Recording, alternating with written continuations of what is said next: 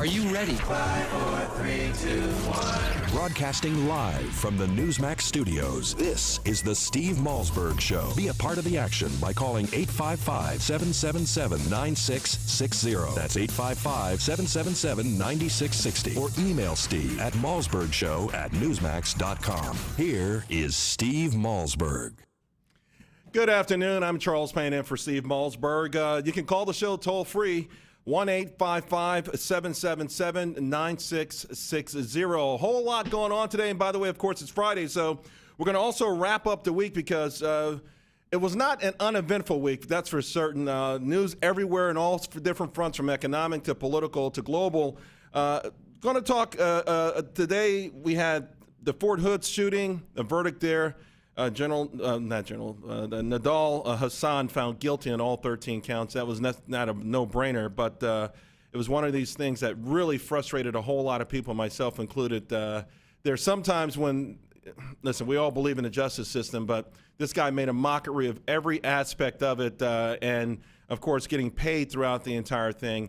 Just an absolute atrocity. Of course, this follows the Bradley Manning verdict, where now there's some outrage because he would like the American taxpayer to pay for his transgender, whatever the procedures are that he needs. And I got to tell you something interesting. I always find it funny when the left says, they say, don't get it coming to my bedroom.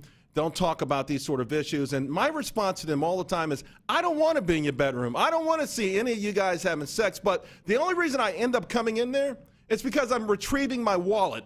You seem to take my wallet with you every time you go to your bedroom. So if we can have a deal, you don't touch my tax dollars, I won't come in your bedroom. I think it'll work out pretty good. We do have a real sad story. A World War II vet out in Spokane, beaten to death. Some sort of thrill beating. The guy was named Shorty. He was loved by a whole lot of people. He fought in Okinawa. And I got to tell you, I saw this story overnight, and it touched me deeply for a whole lot of different reasons. When I was a kid, I actually lived in Okinawa for about a year and a half. My father was in the Army. So I've been through those caves. I've been to Suicide Cliff. I know all the stories. And, all of our soldiers in every war that we've ever fought in this country have exhibited an extraordinary amount of bravery. But fighting your enemy deep in dark caves back in those days, it's just amazing. You can't even imagine what kind of heroism it took. And for this cowardly act to happen in a week of cowardly acts, it's just absolutely ridiculous. And, even on a more personal note, a week ago I had my uncle, my mother's last brother was murdered. And he was in his 70s. And, again, a senseless murder committed with a knife in this particular case. This murder committed with hands and fists. And it all really goes back or circles back to the idea that we don't have a gun problem in this country. We have a violence problem. And the reason we have a violence problem is because it's excused. It's enabled. When the president starts talking about gun violence instead of human being on human being violence, he's actually enabling people who are considering committing crimes, who are considering murdering other people, whether it's for fun or anything else. So it's about time that we're honest about all of this. It's not about guns. Anyone who does say it's about guns, what they're really trying to do is to take away constitutional rights. There are a lot of people out there who think that this 200-year-old so-called piece of paper is irrelevant in holding up the natural progression of where America should go. What this sort of utopian country would look like, I'm not sure, because a lot of these things have been tried throughout history, and I got to tell you, none of them have worked. They all end pretty quickly and pretty badly. And I certainly wouldn't want to go through that in this country. So protecting our freedoms is really important. But again, this is the way I see it. At some point, the accountability factor, if we talk about redistribution of wealth as being one of President Obama's main goals, the fact of the matter is I think it more important and more worrisome is redistribution of accountability. The lack of accountability, the lack of somebody being able to look in a mirror and say, I messed up. It's my fault. That's the core of the problem. So if you're some kid out there and you're thinking about knocking somebody off, knocking an old lady off for a welfare check, the president's got your back. I hate to say it, but he's got your back. You didn't commit the crime. The gun committed the crime. It wasn't your fault. Your circumstances committed the crime. It wasn't your fault. This country that we live in that somehow has limited opportunities is the reason that you did this. It was not your fault. Hence the explosion in violence. Again, on a personal front, my uncle, my mother's last brother, his funeral is going to be tomorrow. 1,000 people will show up. That's how beloved he was. You have Shorty in Spokane. You have the athlete in Oklahoma. The list goes on and on and on and on. It's heartbreaking stuff. It's something that we do have to be honest about at some point, because I think it's only going to get worse. And speaking of getting worse, a whole lot of economic data out this week. Not surprising, I'm sure, for a lot of you guys. And on Wall Street, corporate earnings took center stage. Now, as most of you know, every 3 months there's a report card. We call it the quarterly earnings report. And these companies more or less tell us how well they're doing, or in this week or this case, how well they're not doing. And front and center were retailers. And believe it or not, retailers aren't doing well. And it's kind of hard for me to understand why they're not doing well. Could it be because real wages since the end of the recession have plummeted? Could it be because 7 out of 8 jobs in this country this year that have been created are part-time jobs? What about the teen retailer stuff, guys? Have you seen them? Absolutely crushed. Now, I got to tell you, when it comes to Abercrombie and Fitch, I'm not sad that they were crushed. I think the CEO is a jerk. He comes out and he says he doesn't want fat kids wearing his clothes. It's one thing if you don't want fat kids wearing it, don't make their size. But it's another thing to come out and to diss them to the whole world, to put them down.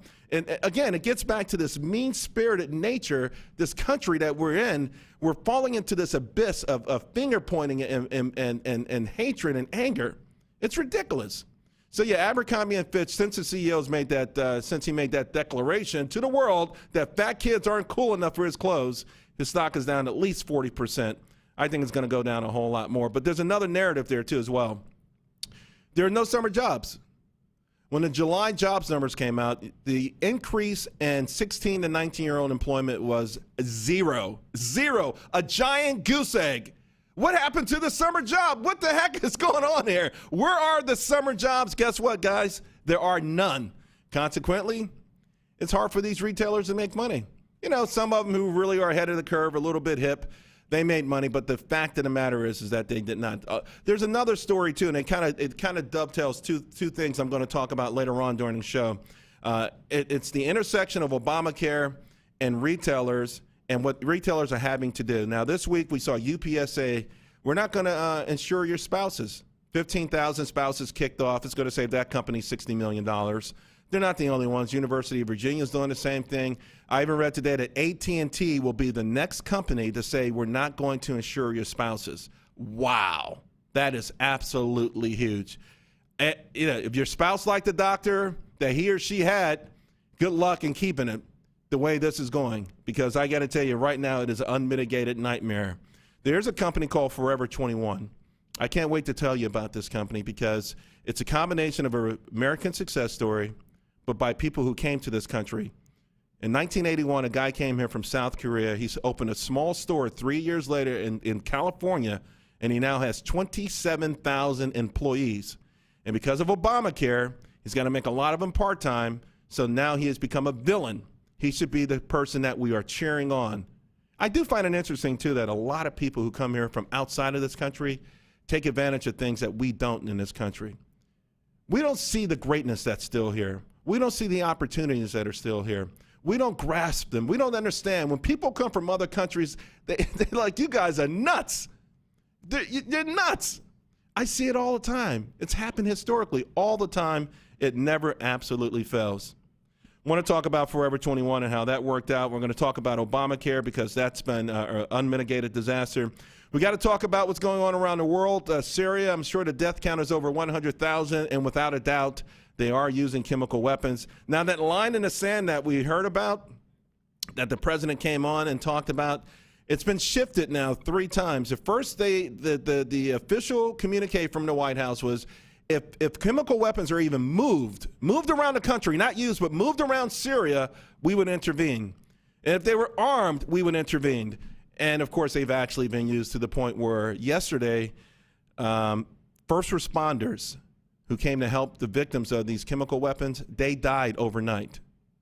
That's amazing. Think about that for a moment. The Fukushima nuclear reactor in Japan, those first responders who went inside a nuclear power plant, inside of a meltdown. They lived for like 20, 30, 40 days. These guys died overnight. Can you imagine the magnitude of the power of these chemical weapons? Well, I don't know what we're going to do about it. I will tell you this. I know it's tough. I know a lot of people listening don't want to go to war. We don't want to put, boots on the ground, and that's logical. What I don't understand, what I can't get a grasp on, though, is not too long ago, the president said that, and I'm quasi-quoting here, we're not going to let a dictator kill his own people. Of course, he was referring to Muammar Gaddafi. So we spent $1 billion, we had logistics, we had the CIA, and we went in there and we made sure that Muammar Gaddafi was overthrown. Well, he hadn't killed any of his people by that point. None. There was some saber rattling, but he hadn't gone out and killed a lot of people. Now we've got Assad, who's actually, responsible for 100,000 deaths and nothing. What's the difference between Syria and Libya? Try oil. Try oil. Okay. Now, of course, if President Bush was in office, you would have gotten that already. You would have made the connection because somebody would have made it for you. Then there's Egypt and the slaughter of the Coptics there. Yesterday, I was at the parking garage and waiting for my car, and a guy approached me. Good-looking guy, had his wife, 3 kids, beautiful family. He told me, he says, I watch you on TV a lot, and I like you, and he wanted to tell me that he was a Coptic. He was born in Egypt, and he said there's absolutely no compromise. The Muslim Brotherhood will not compromise. They want Sharia law, and they are in for 1,000% destruction. Now, we box ourselves in a corner because, yes, we do promote democracy, and they were democratically elected. We also box ourselves in a corner when we have no backbone or no spine or no real foreign policy. So what we've seen over there is the slaughter of a lot of Christians. These Coptics have been devastated, and I really hope something happens real soon. It does look like, though, that the U.S. educated military commander there is probably going to take a much bigger role. He'll end up being something of a household name in this country, I think, at some point. And maybe that's what we're going to have to live with. Maybe we'll have to live with that until they get their act together, until there are safeguards put in there so that, democracy is more than just people going to a ballot box. You have to have measures, countermeasures. You got to have checks and balances. Of course, in America, we've got 3 branches of government, or at least we used to.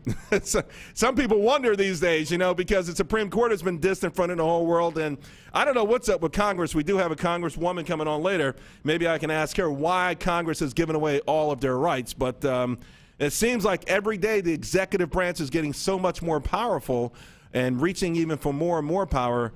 But every time the president speaks these days, he talks about doing things his way or solo if he can't get any help from his friends. So we've got a lot to talk about. We've got a lot to ponder. It's been a roller coaster every week. Not a lot of good news. We did learn, though, that at the White House, that the new dog at the White House is a lot more feistier than Bo. And, when I first read that, the first thing I thought about is, what? After 4 years with President Obama, even the dog lost its animal spirits, So we need to unlock it, though, guys. Don't give up on this country. One thing you're going to learn about me, one thing you're going to know about me, I am pro-America, pro-individualism, pro-gung-ho. I know we can do it. I have not given up on this country. And I think too many people have. I think elected leaders have. I think citizens have. And, of course, we've got the hustlers around who find ways to pit us against each other. And that always seems to work more and more. I'm going to go back again to this. You know what? Let's go to a break. When we come back, talk a little bit more in depth about some of the things that I brushed over here because, again, all of these are important aspects of the week. They all have implications going forward, and they're all important to me. I'm Charles Payne, filling in for Steve Malzberg. More after this.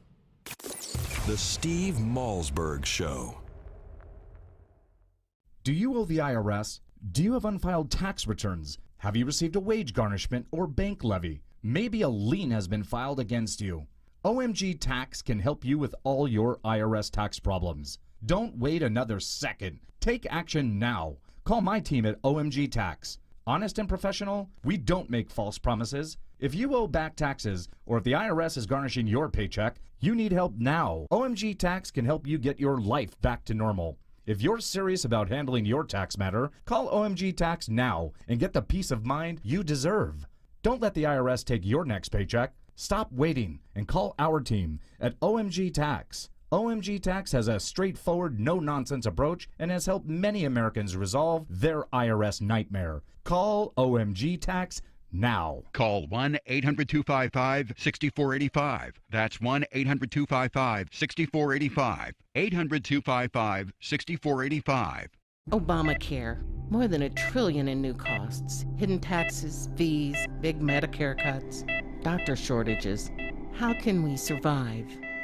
To know Obamacare is to survive Obamacare. The Obamacare Survival Guide tells you everything you need to know to protect yourself, your family, your business. The Obamacare Survival Guide at bookstores everywhere. Special internet-only offer right now at Obamacare911.com. In 2013, half of your friends, family, and neighbors may lose their jobs, all while you are robbed of 90% of your life savings, investments, and home's value. Controversial economist Robert Wiedemer, who was the only expert to predict the recession, has released a startling video with shocking evidence that the powers that be have tried to ban. But that hasn't stopped 50 million people from getting the truth. Watch it at AftershockVideo.com. AftershockVideo.com.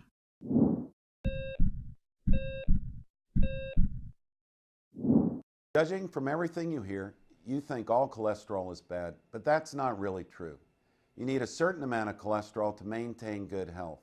The problem is that too much cholesterol in your blood contributes to a plaque, a fatty substance that narrows the coronary arteries that feed blood flow to your heart. Picture your coronary arteries as a 4-lane highway. If one lane becomes blocked, traffic still flows well. 2 lanes, no major problem. But if a 3rd lane becomes blocked, that spells trouble. It's the same way with your coronary arteries. And when plaque slows their blood flow to your heart, this can even cause a heart attack. The good news is that when it comes to cholesterol, lifestyle changes can pay off big time. Even a small reduction in plaque can be like opening up another highway lane. Suddenly, blood flow that was stalled can go forward again. Changing your lifestyle does not have to be hard. And in fact, here are 3 ways to help you start lowering your cholesterol. Snack on nuts. Nuts are probably one of the easiest and tastiest ways to lower cholesterol. Walnuts and almonds are among the best. Bulk up your diet with fiber.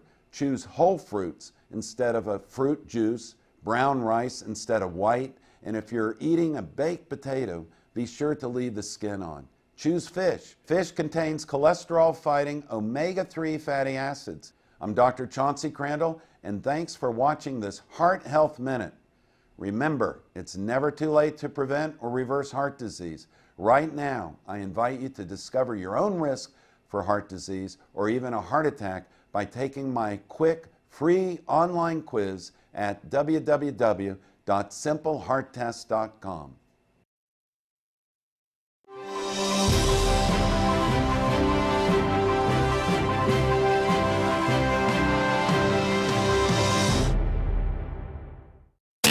Where can you find the Steve Malzberg Show? Everywhere. From your smartphone to satellite radio To Newsmax Live TV. to Roku. We have you covered. Here is Steve Malzberg. Hi, I'm Charles Payne in for Steve Malzberg. Hey, you can call the show 1-855-777-9660. All right, Obamacare front and center this week. You know, we're getting there close, guys. It's a few weeks away before those exchanges, those health insurance exchanges are up and running, if you will. At least supposedly, in theory, they'll be up and running. And I got to tell you, it's looking really bad. You know it's bad. Max Bach is a Democrat who a couple of months ago said that this thing was a train wreck. It was probably the understatement of the year. It's more than a train wreck.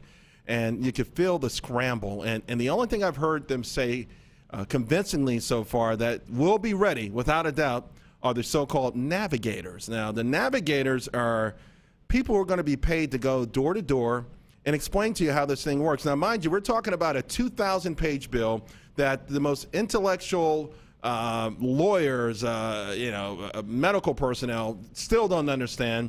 By the way, a lot of the bill is still being cobbled together. It's not unlike the Dodd-Frank bill, which is still 40% done, only 40% done. be that as it may, these so-called navigators are going to go door to door and explain to people what their options are. And what they'll essentially do is tell you, hey, you've got a platinum, a gold, a silver, or a bronze plan. And by the way, while I'm here, you know that this plan was brought to you by President Obama, and I can register you to vote. I'm not going to tell you what party to register with, but golly, you are getting a lot of free medical care from us. So, but that's the only thing that's ready to go. And you should see some of the people that they've selected to go and to be these navigators, which the supervisors get $48 an hour. So if you're wondering where some of your tax dollars are going, a few million being gone there. But more importantly, guys, is it's not working. It's just not working. It's not going to work. And I don't know who they're going to point the fingers at. I'm not sure how they're going to explain why it's not working. Again, this week alone, you had UPS, a gigantic company, and they went out and said, listen, your spouses can't be on the health insurance anymore. I run a small business, and we did this about a year ago. So there's no doubt the healthcare costs have been going up there, but pretty big. But for a large, giant corporation like UPS to say that they could not handle this, they need to save $60 million. Who's going to pay for that? And by the way, those 15,000 people, it's unlikely they'll be able to go and see the doctor that they were used to, even if they wanted to see that doctor, even if they were used to that doctor. And next week, I think the bombshell, at least the rumor on Wall Street, is that AT&T is going to do the same thing. Could you imagine that? 60,000 or so people. All right, guys, we're going to take a break here. Coming back, we're going to talk more about Obamacare. Here's the big debate. Delay it, defund it. No one can really figure this thing out. What's the right tactic for the Republicans to do? We've got a great guest coming up. I'm Charles Payne in for Steve Malzberg. More after this. The Steve Malzberg Show.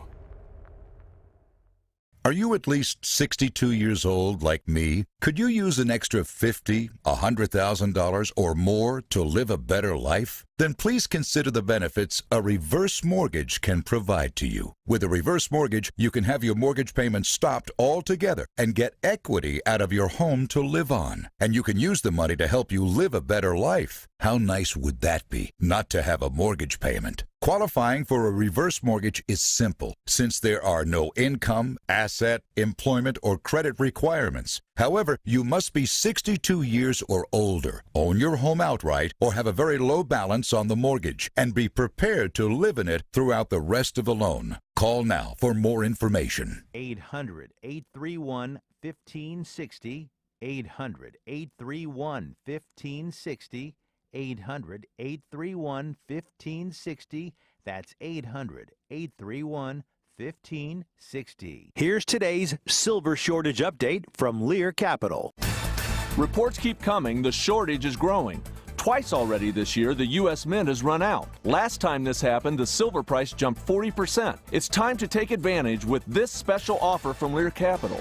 For a limited time, buy 20 new silver polar bear coins and get one free. The only 1.5-ounce coin on the market. It's minted with the finest silver, carries a government guarantee, and is eligible for IRAs. The silver polar bear is available exclusively from Lear Capital. But don't wait. Silver supplies are shrinking and availability is not guaranteed. This offer is limited to a minimum purchase of $5,000. Call right now. 800-634-0482. 800-634-0482. Call Lear Capital now. 800-634-0482.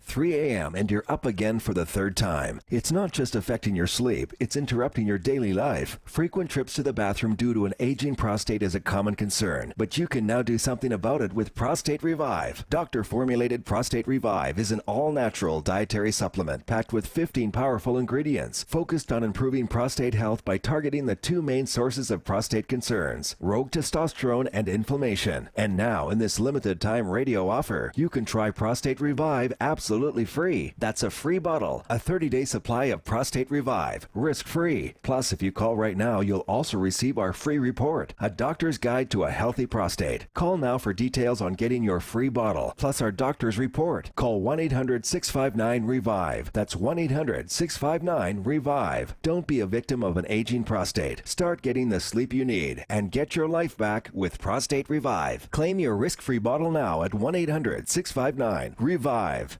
I love you, son. So it hurts when you say I hate you. I'm your mother. I'm tired of you disrespecting me when you don't get your way. I work hard to make sure you have everything you need. I should be able to ask you to get out of bed in the morning without a fight. So from now on, things are going to be different. I ordered the Total Transformation Program.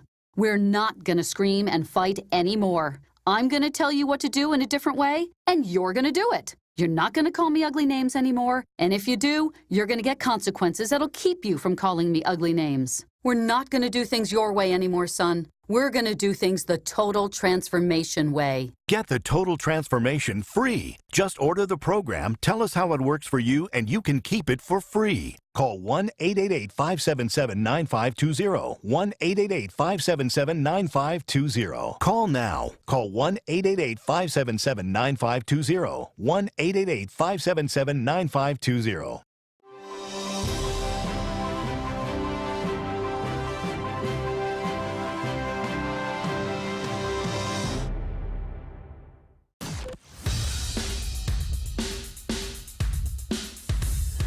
This is not your typical Screamfest talk show. No. This is the next generation of talk radio. Here is Steve Malzberg.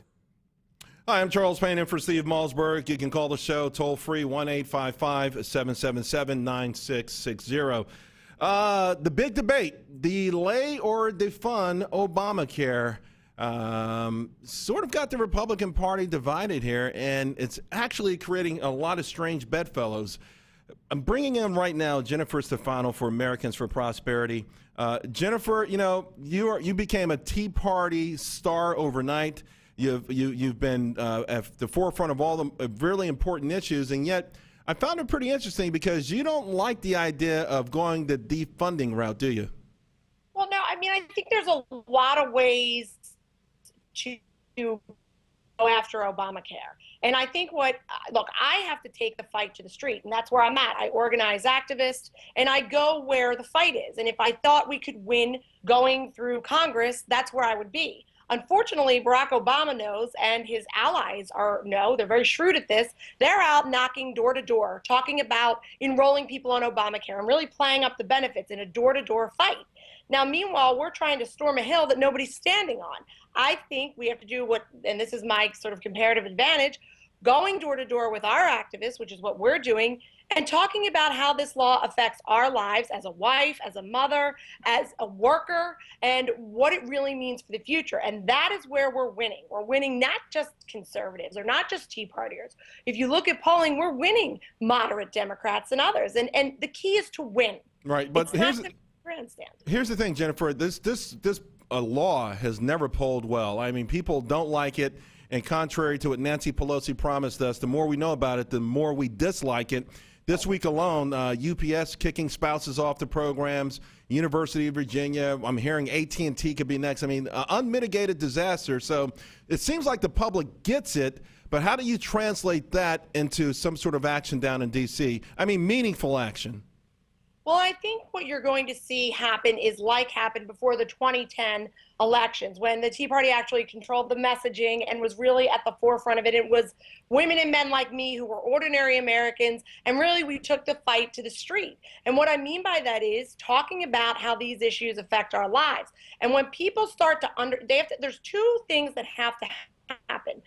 Number one, people have to realize this is not good for me. It's never going to be good for me. While there might be one or two things that are positive about Obamacare, that's about 3 pages of a 2,700 plus page bill. Right. And I've got to get rid of this before it destroys my life. And then to make the connection that who is holding the offices there are in charge of whether or not this is going to change. And when that connection is made, that the negative impact on individual lives is directly tied to that man or woman sitting in office representing you, and that nothing can change with the way the Congress and the White House is structured now, that is when you start to see momentum. And that is the work I do, to make that connection. So are you saying that you would change the structure of Congress, or the idea would be to change the weighting in Congress? In other words, to get more Republicans in? Well, we don't get involved in elections, but I would argue that you want to make sure that when you go to your elected official, number one, that they'll come out and talk to you. And we've had enormous amount of trouble with the Democrats holding town halls or even taking meetings with our activists, and then to see where they're at on Obamacare. If these people are telling you it's good and there's benefits and you don't understand, guess what? The American people understand. And so you really have to address that and decide what that means for you and your congressman and all of your futures. What do you make, though, of snatching victory from the jaws of defeat or something? In other words, it feels like that this is an issue that should be a slam dunk for Republicans and Democrats who feel it's just a poorly put together bill, that it would be much better to have a more thoughtful process of trying to fix the problems with our healthcare system. But what do you feel about the infighting? In other words, there seems to be a Rand Paul constituency, a Chris Christie kind of constituency. I interviewed Jim DeMint recently, and pretty harsh words, or at least it felt like there would be pressure on any Republican who wasn't willing to go the defund route. So now you've got defund versus delay, and the infighting may squander an amazing opportunity. Right, like these guys need to knock it off. It's like the Sharks and the Jets, but without any good music or theme song. First of all, it's all these men. Calm down, stop. The overarching goal is to win. Okay, and this is how I explain it. When leading up to the D-Day invasion, General Eisenhower, during World War II, General Eisenhower knew that in order to end the war in Europe, he had to take the continent. In order to take the continent, he had to go in and invade France, and he had to liberate Paris first. Now, there were two ways he thought about doing it. One was up from the south through Marseille, an amphibious landing that way, and the other way was from the north through Normandy Beach. Overall, it didn't matter because the end goal was liberating Paris, freeing France, and winning the war. He just had to decide which approach was the best. He chose Normandy. I believe the work I'm doing and other grassroots activists is storming Normandy Beach. And I think, while I'm not against defunding, while it's not a generally wrong principle, just let's focus on where the fight is at. Don't storm a hill and die on it to find out nobody's at the top. The fight is on the street level. And I wish that some of these guys in Washington could spend some time with me. And by the way, that noise you might hear in the background is my young babies yelling for me. And so I really live in this world. I live in a very purple state. This is what's happening. The fight is no longer in Washington. It's out here in the states, door to door, state house to state house, and that's how we win. We block Medicaid without the exchange. I mean, I got to tell you, one of the reasons that you were propelled into the spotlight is because, you are a real person with real passion, and it came through tremendously. I mean, you're authentic, and we love that. But we're dealing with a place that tends to be inauthentic, and that's Washington, D.C.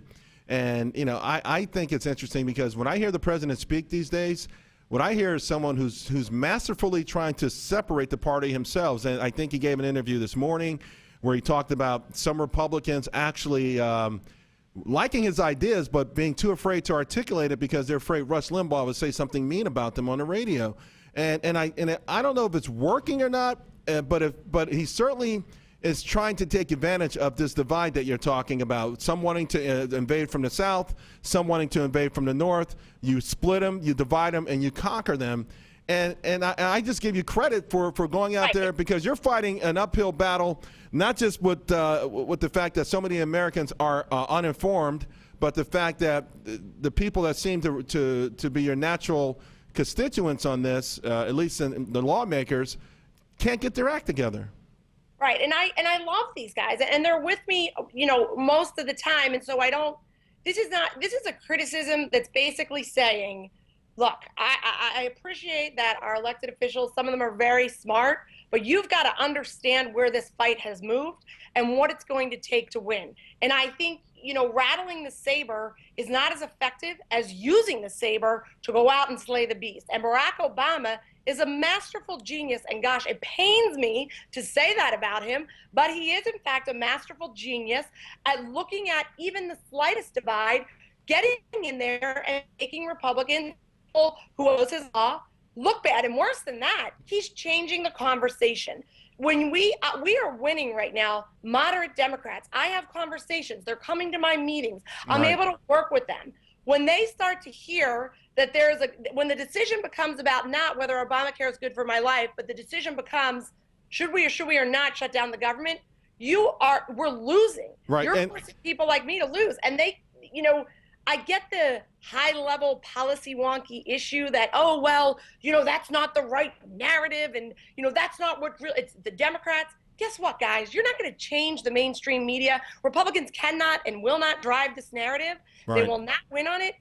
Let's use the saber not to rattle, but to win. That's right, and I want to let the audience know, you're referring to this new battleground or would-be battleground, the continuing resolution, which more or less says, we'll fund the government, the operations of the government, and a lot of Republicans are saying that's where we'll make our battle. That's where we'll go, and we'll either defund Obamacare, we'll cull that part out of the budget, or we'll shut the whole thing down. And you're saying if they make that the battleground, that's going to be their Waterloo.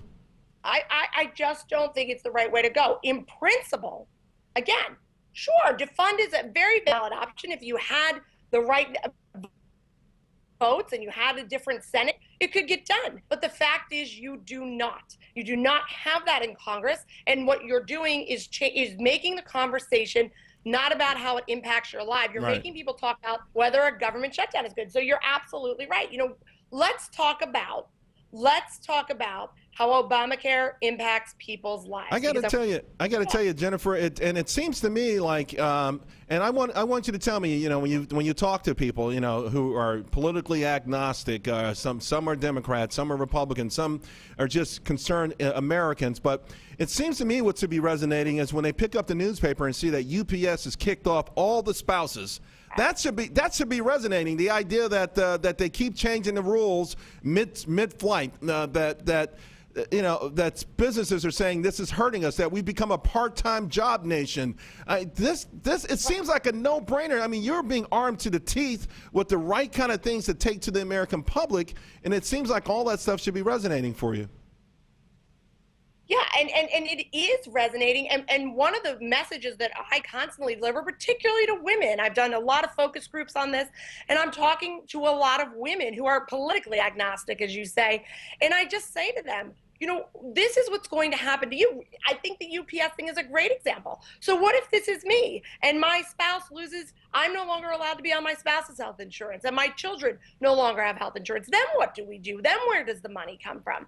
And talking woman to woman, or even as a worker, right? I'm a working mother. Talking as a worker, what happens if your insurance drops? What happens to your family? And that's not even the worst of it, because even if you get insurance, the government interference, and I think especially for women, there's a situation coming up again where the government is questioning the recommendation for women to have mammograms at 40. Well, this is a very big debate, and the government has before wanted to push it back to 50. And they're doing this again. This is going to directly impact women's lives and their children's lives.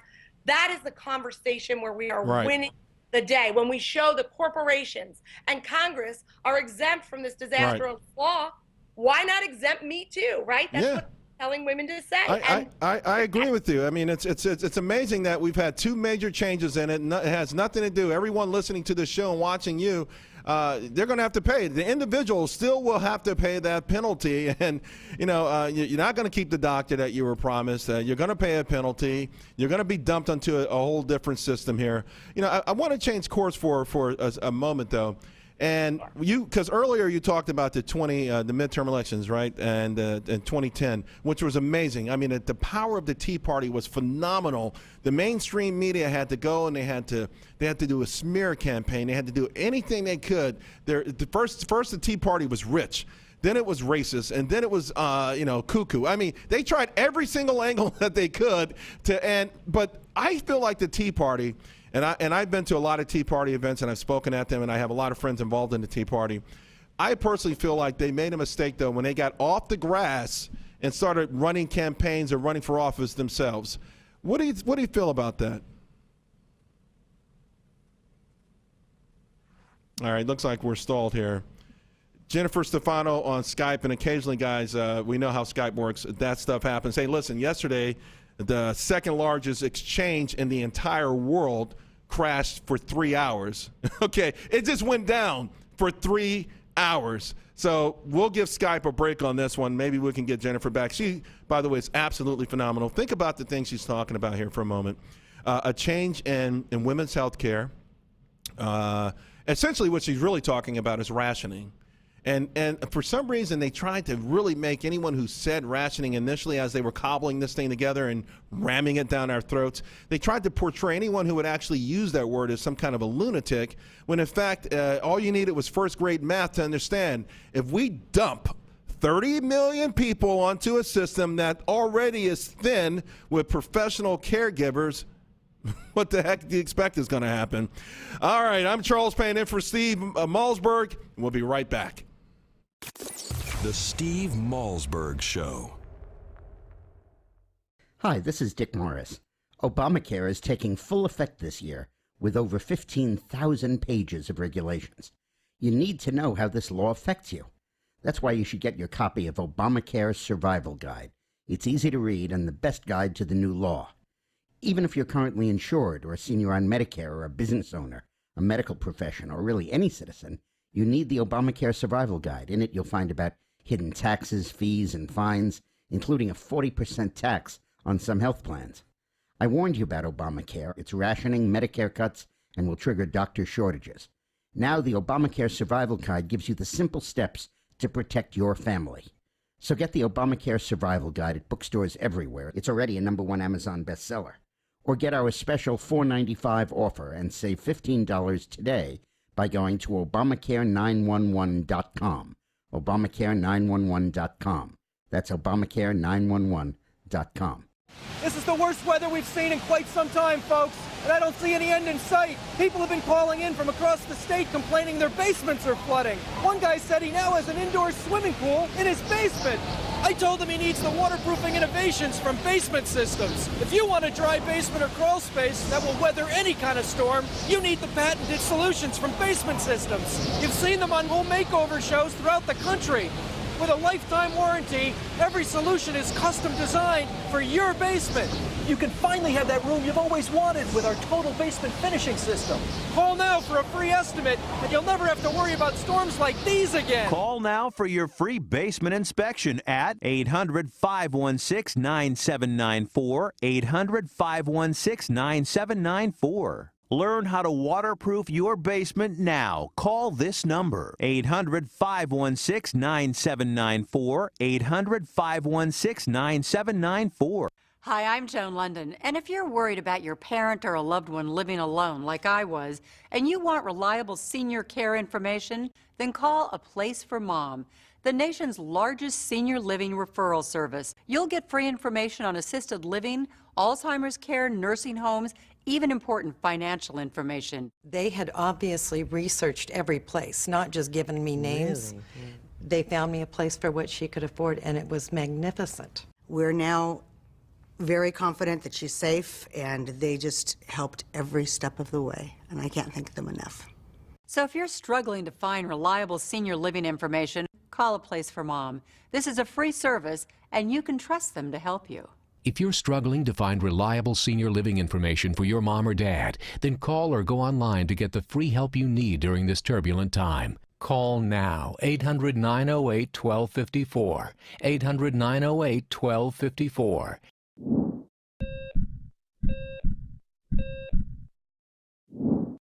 We're in the midst of an obesity epidemic, and I'm not surprised. The statistics on obesity mirror an increasing trend of eating out or ordering in. In fact, some people dine out every night, but eating in restaurants is one of the biggest enemies of your heart. When you're in a restaurant, you don't really know what you're getting, and the calorie counts of many restaurant dishes are astronomical. In fact, some single dishes contain more calories than we should eat in an entire day. Eating in fast food restaurants is even worse. A diet of hamburgers, French fries, and shakes constitutes a fast lane to the emergency room. If you really want to help your heart, get in the habit of cooking simple meals at home. Here are 3 easy tips that will make your food taste better than even the best restaurant. Choose the best fruit in season. Your local farmer's market is a great place to start. It will probably still cost less than that pie you were thinking of buying. Get in the habit of using fresh herbs. You can use them in egg white omelets or dust them on the fish you grill or bake.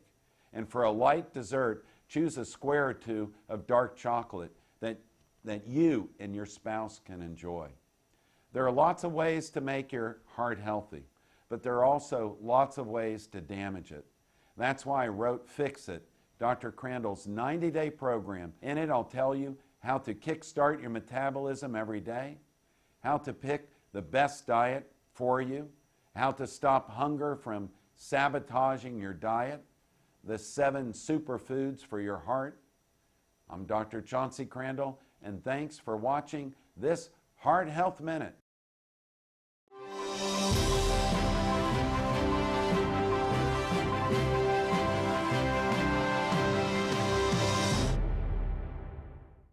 The Steve Malzberg Show is just a bit different from the other radio shows. We have TV cameras. Watch the show at Newsmax.com or listen on your favorite radio station. Here's Steve Malzberg. Hi, I'm Charles Payne in for Steve Malzberg. You can call us toll free, 1-855-777-9660. The medical industry, the medical space, which is a large swath of our economy, isn't the only place that the administration has its eyes on. It's effectively pushed out almost all the lenders, the private lenders in the college tuition space, and consequently, our share, when I say our share, taxpayers, it's our money, of student loan debt has soared. Student loan debt in of itself is now the largest form of debt outside of mortgages. We're talking $1 trillion. And a lot of people talk about it on the risk side, and that makes sense. Of all the different forms of credit out there, it has the highest delinquency rate, the highest, I think it's about 11% right now. Cars are down around 3%, homes are at about 10%. So it has the highest percent, and certainly when you start talking $1 trillion after this massive bailout that we just had for the financial crisis, people should be worried. But, I got to tell you, and Jennifer Stefano paid President Obama a major compliment in the last segment. I'm going to also pay him a compliment here. I think he's done an amazing job getting the Republicans to portray him as someone who cares so much about college students that he's going to forgive their student loans. I got to tell you, nothing is further from the truth. And Mitt Romney fell for it. He actually promoted the idea. Could you imagine, I'm 20 years old, I'm in college, I got all this debt, and Mitt Romney tells me Obama's going to forgive it, he's going to wipe the slate clean? Well, guess who's getting my vote? And here's the reality. President Obama's administration made $50 billion from student loans last year. $50 billion. They're not giving that up. You see, they spend money like crazy. So if they made $1 zillion, they would spend $1 zillion and one. They're not going to give that cash up. But in the media, the president's being portrayed as the person who's trying to bend the cost curve and to bring it down a little bit. Nothing is further from the truth. It's estimated, in fact, that for the rest of this particular term, this administration should pull in at least $100 billion, probably a whole lot more. And then here's the funny thing. Our risk, the taxpayer, will go up. So as that is ticking higher, 1.1 trillion, 1.2 trillion, these guys are going to have their cake and eat it too. I tip my hat. The president's done an amazing job. This barnstorming summer tour, I know it's not Beatlemania, but I got to tell you something. It's always with colleges. Well, I think he finally went to a high school. The further down he goes, the more enthusiastic it is, right? Pretty soon he'll be at PS 106 somewhere at some elementary school in the Bronx, and he'll really get the reception he's been looking for. But the fact of the matter is it brings up a whole lot of things. College itself, is it worth it anymore? How do we really bend the cost curve? Well, I tell you how we bend the cost curve. We do have to take the federal government out of this just giving money away. I mean, really. They flooded this thing. It's just absolutely amazing. I'm talking hundreds of billions of dollars. There's got to be some sort of accountability. I mean, real accountability. And we've got to bring the private sector back in. You know, the idea that somehow having a whole bunch of banks compete for the business is going to hurt is ridiculous. There's a Walmart of student loans out there. Just like there's a Walmart of healthcare insurance. Break down these state barriers. You'd be surprised. Bring in tort reform. You want to bend the cost curve in healthcare? That's how you do it. You want to bend the cost curve? It's been done in everything. It's how come people who make a relatively modest amount of money still have flat screen TVs at home. Why people are driving relatively nice cars in this country. Why our standard of living is far above the rest of the world's. It's competition. It's always worked in this country and it always will. Unfortunately, we have pushed out the private sector. So now tuition costs, which have been going up, admittedly, they've been going up big time, but now they've gone what we call parabolic. You know, you generally have, like, let's say maybe a 45-degree angle, but now they've gone straight up. I mean, like, just like a Roman candle, straight up to the sky, and they'll blow up at some point. But they're not going to blow up over the next 3 years. So if you're using that argument as a politician, you're probably barking up the wrong tree. What you really should be doing is pointing out to these kids that administrative staffs have gone up 54%. I'm talking about these guys eat gourmet food. They have amazing salaries. They built these stadiums, you know, like these coliseums that fit 100,000 people. And I mean, this, if you want to know why the cost has gone up, these professors get tenure and they get to leave for 2 years and write a book or ponder the existence of whatever. That's what's happened here, and that's what we need to attack. We also need to be honest about what people are taking, what they're studying, what their majors are. And I got to tell you, the worst thing is when a kid goes to school and takes on these enormous debts and they don't finish school. Only 55% of the average, 55% of kids who go into school for a 4-year degree actually get one, and that's after 6 years. So it's something to consider. I still, though, believe that we should be in an educated society. I'm not one of these people who's going to tell you not to go to college, not to own a house, because I think that's far-fetched. And I find a lot of people who pass on that advice, they did go to college and they do have a house. Hey, we've got a whole lot more in store for you. It's been a fun first hour. We're going to keep rocking. It's the Steve Malzberg Show, and I'm Charles Payne. The Steve Malzberg Show. Attention hip implant patients. Are you in constant pain? Have you received a letter from your doctor about your implant? Have you had or need a revision surgery? Do you have high levels of metal, chromium, or cobalt in your blood?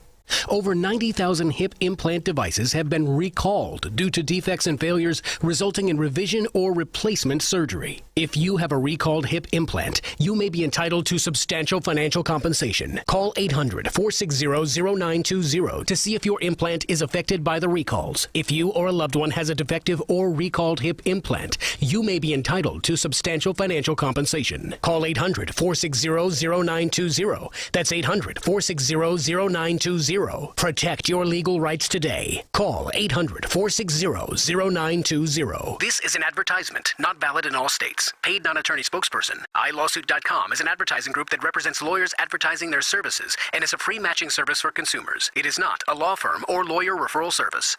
Drug, alcohol, and gambling addiction can be devastating for you and your loved ones. Don't let the disease of addiction ruin everything you've worked so hard for.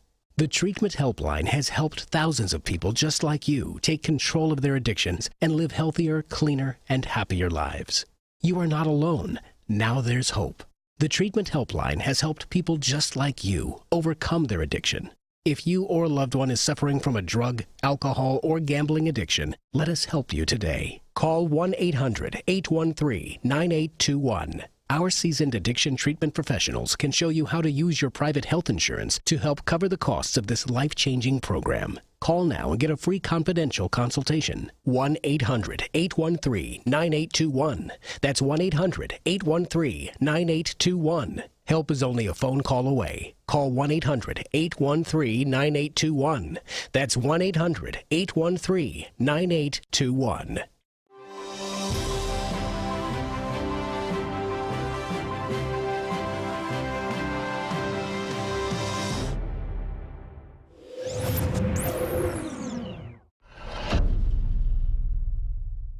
Hello and welcome to your Newsmax Now update. I'm John Bachman. It is now confirmed that more than 1,000 civilians were killed during those attacks in Syria this week. And now UN Secretary General Ban Ki-moon is stepping up the pressure to allow investigators to look into the matter.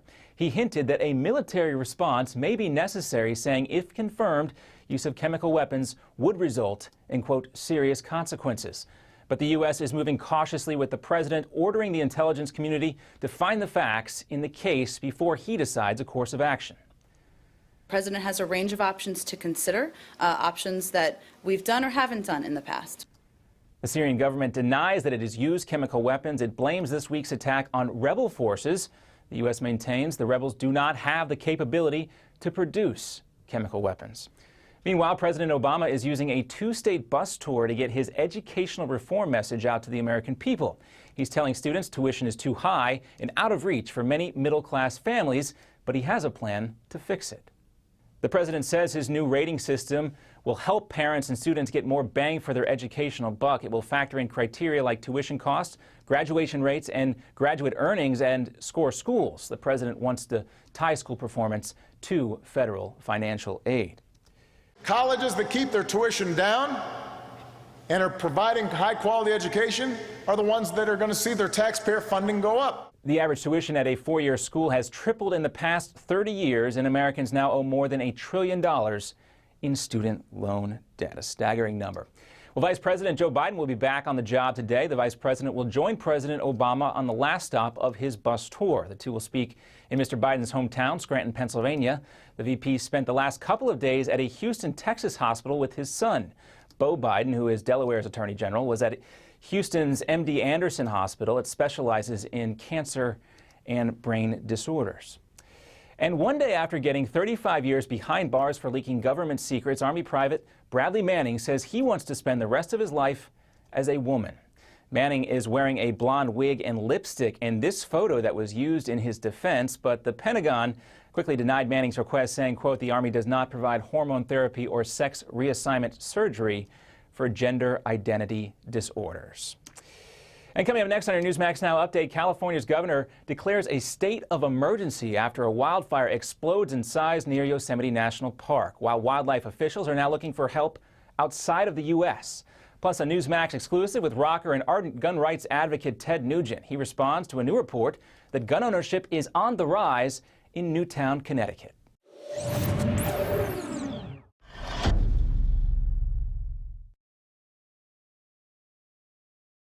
If your prostate is giving you problems and your doc says it's just part of getting older, be wary. Renowned physician and author Dr. David Brownstein thinks this is baloney. He's discovered a link between aging and prostate health and believes prostate concerns do not have to be an inevitable part of aging. That's why he created Prostate Revive. Hi, I'm Dr. David Brownstein. I personally formulated Prostate Revive to include the most essential natural ingredients available to help promote a healthy prostate gland and optimal urinary function. The producers of Dr. Brownstein's Prostate Revive are so thrilled with the positive feedback from satisfied customers that for a limited time, they are willing to send you your first month's supply free. Plus, call now and you'll also receive Dr. Brownstein's special report, A Doctor's Guide to a Healthy Prostate. For details on getting your free bottle, call 1-800-596-REVIVE. That's 1-800-596-REVIVE. Take control with Prostate Revive. Call now while supplies last to claim your risk-free bottle at 1-800-596-REVIVE.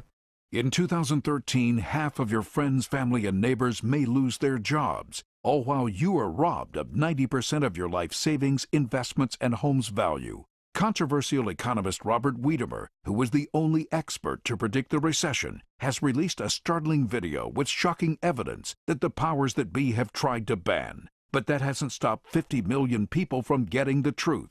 Watch it at Aftershock911.com. Aftershock911.com. What is Lignet? Lignet is knowledge. Lignet is power. Lignet is global. Top-level officials, U.S. intelligence officers, national security advisors, foreign operatives, all reporting directly to you. What is Lignet? Lignet is confidential. Lignet is sensitive.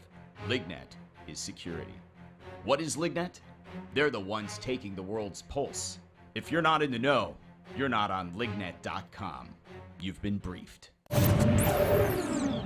And welcome back. California Governor Jerry Brown has declared a state of emergency because of a wildfire near Yosemite National Park. The blaze is now more than 53,000 acres and is threatening more than 2,500 homes. It's one of 50 major fires burning in nearly a dozen western states. U.S. wildlife managers have asked for help from both the Pentagon and from Canadian officials. And during a Newsmax exclusive with rocker and NRA board member Ted Nugent, we talk about a new report showing gun ownership is increasing rapidly in Newtown, Connecticut. Nugent says it shows that advocates for stricter gun laws are wasting their time.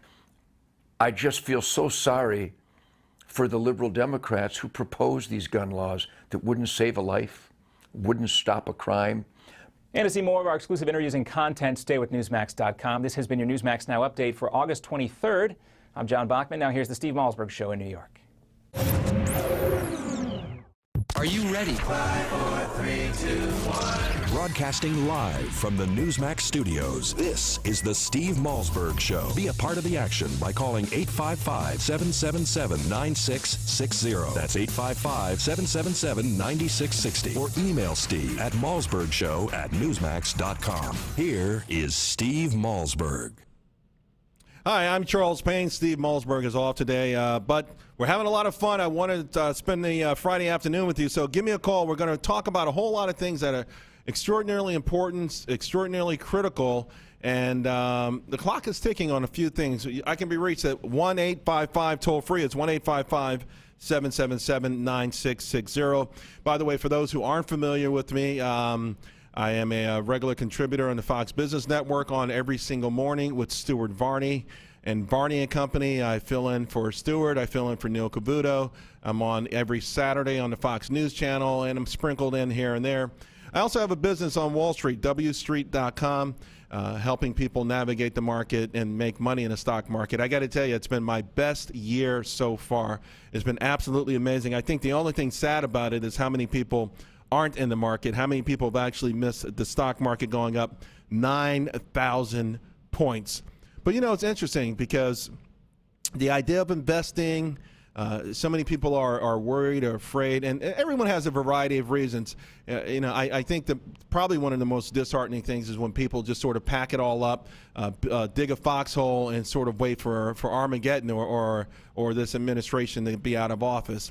Don't underestimate America. Don't underestimate American companies. Don't underestimate the rest of the world. They want what we have, and believe me, they are nipping at our heels. In fact, next week on the Fox Business Channel from 6 to 7, I'm doing a special show every single day called Making Your Market, because I want people to make money. You can be prosperous. There's nothing wrong with it. It's not as hard as you think you are. And by the way, for anybody out there who says, I'm not in the market, don't fool yourself.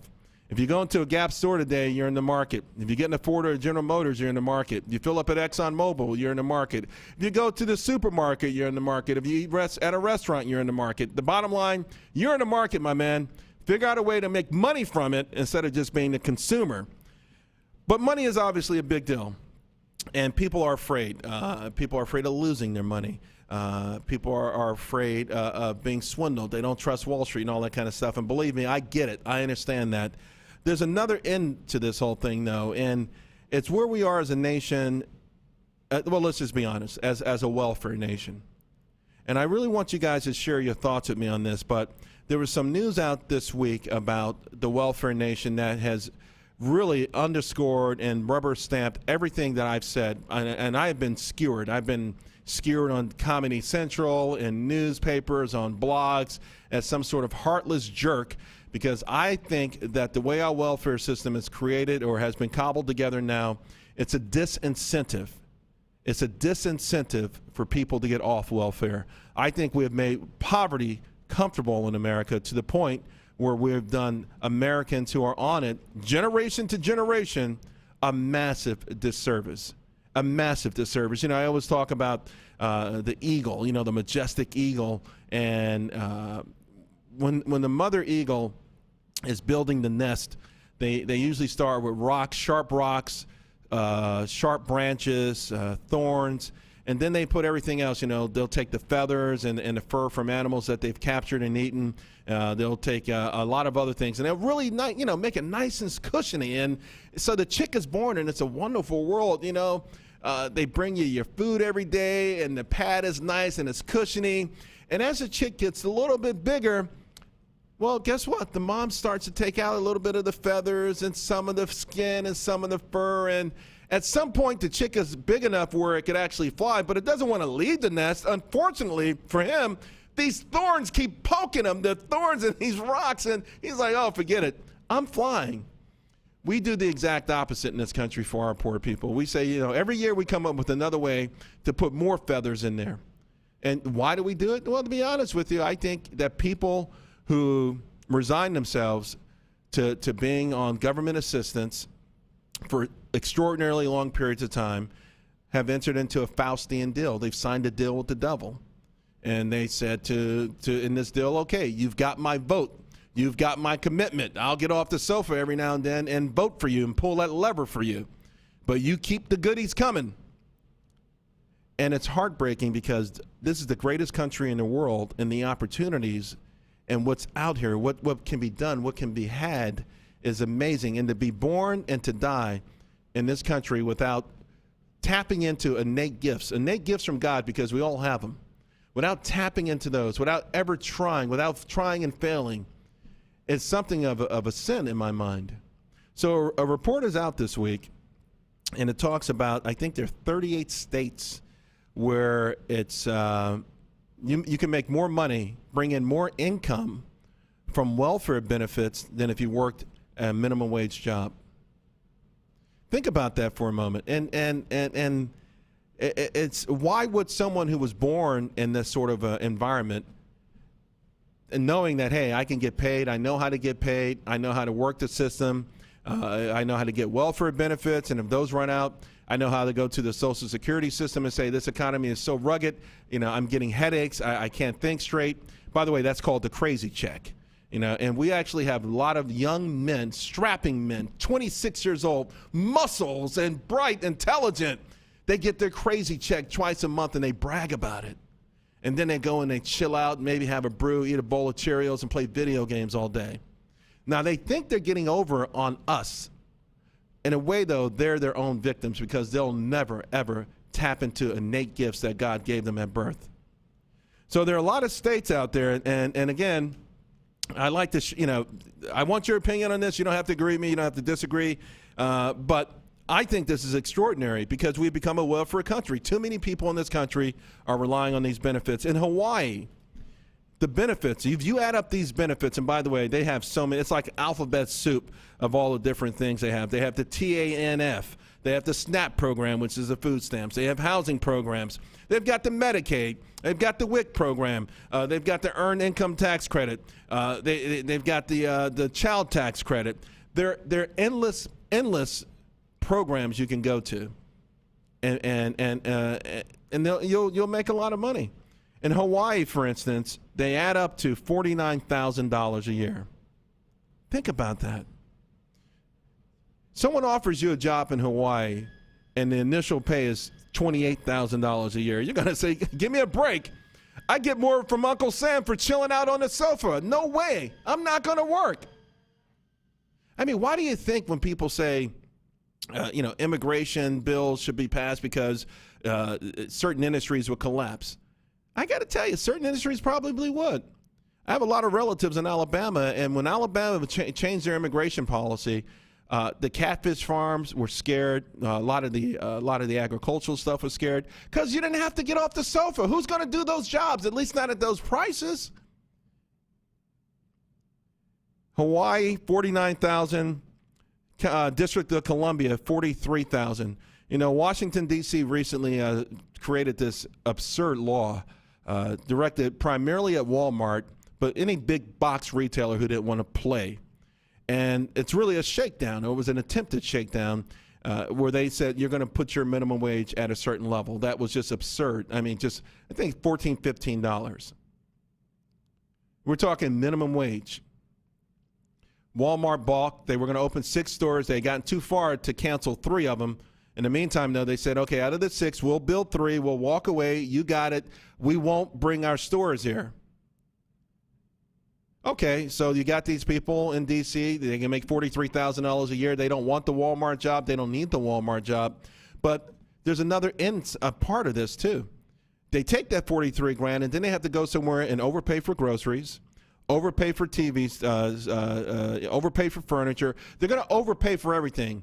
Walmart has been cost in this country to the point where it's at least 1% or more of inflation. It's taking it right off the top. In the meantime, this week, Walmart did announce that they're going to open 90 stores in Africa. And someone's going to say, Walmart's creating jobs around the world. Yeah, they are. They're creating jobs where they're welcomed. $43,000, $42,000 in Massachusetts, $38,000 in Connecticut, $38,000 in New Jersey, $38,000 in Rhode Island. The biggest, tallest building in Rhode Island went dark 3 or 4 months ago. No business. It went dark. The biggest building, I mean, this thing, they used to call it the Superman building because the old Superman TV series, it looks just like the building, that Metropolis building. A giant building, the biggest one in the entire state, went dark because there's no business there. And yet they're going to pay out this much money for people not to work? Think of this. Think of how crazy this is, guys, and why it's an issue. It's not about being mean-spirited or cold-blooded or you know, you just don't like poor people. I love poor people. I don't want them to be poor. I don't want someone to settle for this for the rest of their lives. I don't want their kids growing up thinking this is the way to live. I don't want taxpayers to have to pay for it. It's nuts. So I'm making $60,000 a year. You're going to take a big chunk of that to pay someone else $38,000 a year. There's not much difference there. It ain't going to be too long before maybe you lure me. I mean, think of this scenario because, you know, I grew up what I call 2 childhoods, and one of them I grew up in Harlem in the late 1970s when it was hell. I mean, you know, murder capital of the world, poverty capital of America. And I saw this scenario play out a lot. You have 2 single parents, 2 women, and they both had 2 kids. And their kids were the same age. One woman would get up every morning, cook her kids breakfast, get them off to school, and then she would rush out and go to work. It wasn't a high-paying job, but she rushed out and she went to work. And then she would rush home, try to get home before the kids, clean them up, cook, clean, help them with their homework. Her neighbor didn't work. You know, send the kids off to school. She was there when the kids came back. The woman who works looks out the window on a Saturday, and it sort of dawns on her, sort of an epiphany.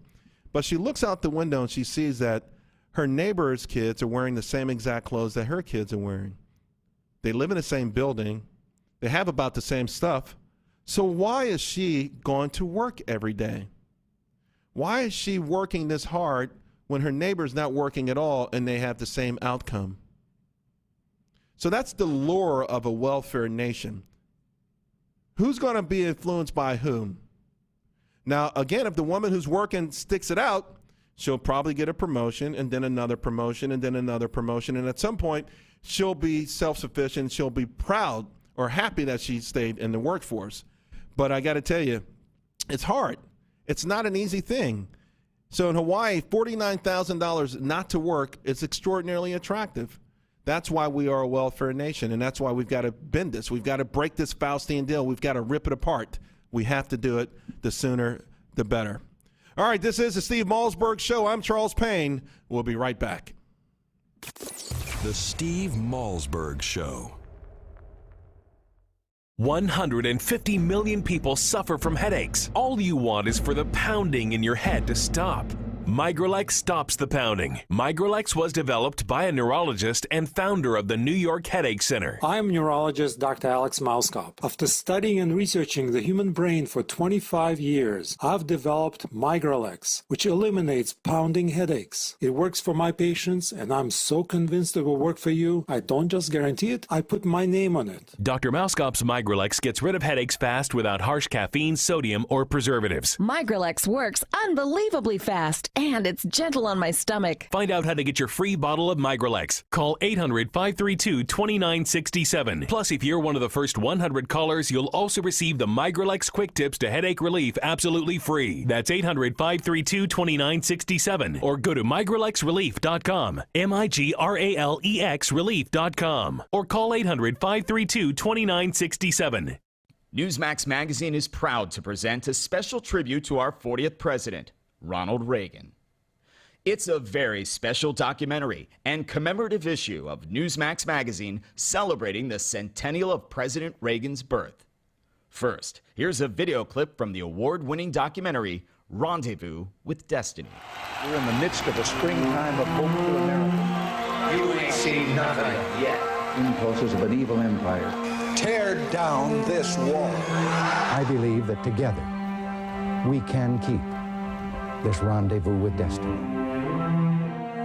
In the next several minutes, you will learn things about President Ronald Reagan that you've never seen, heard, or read before.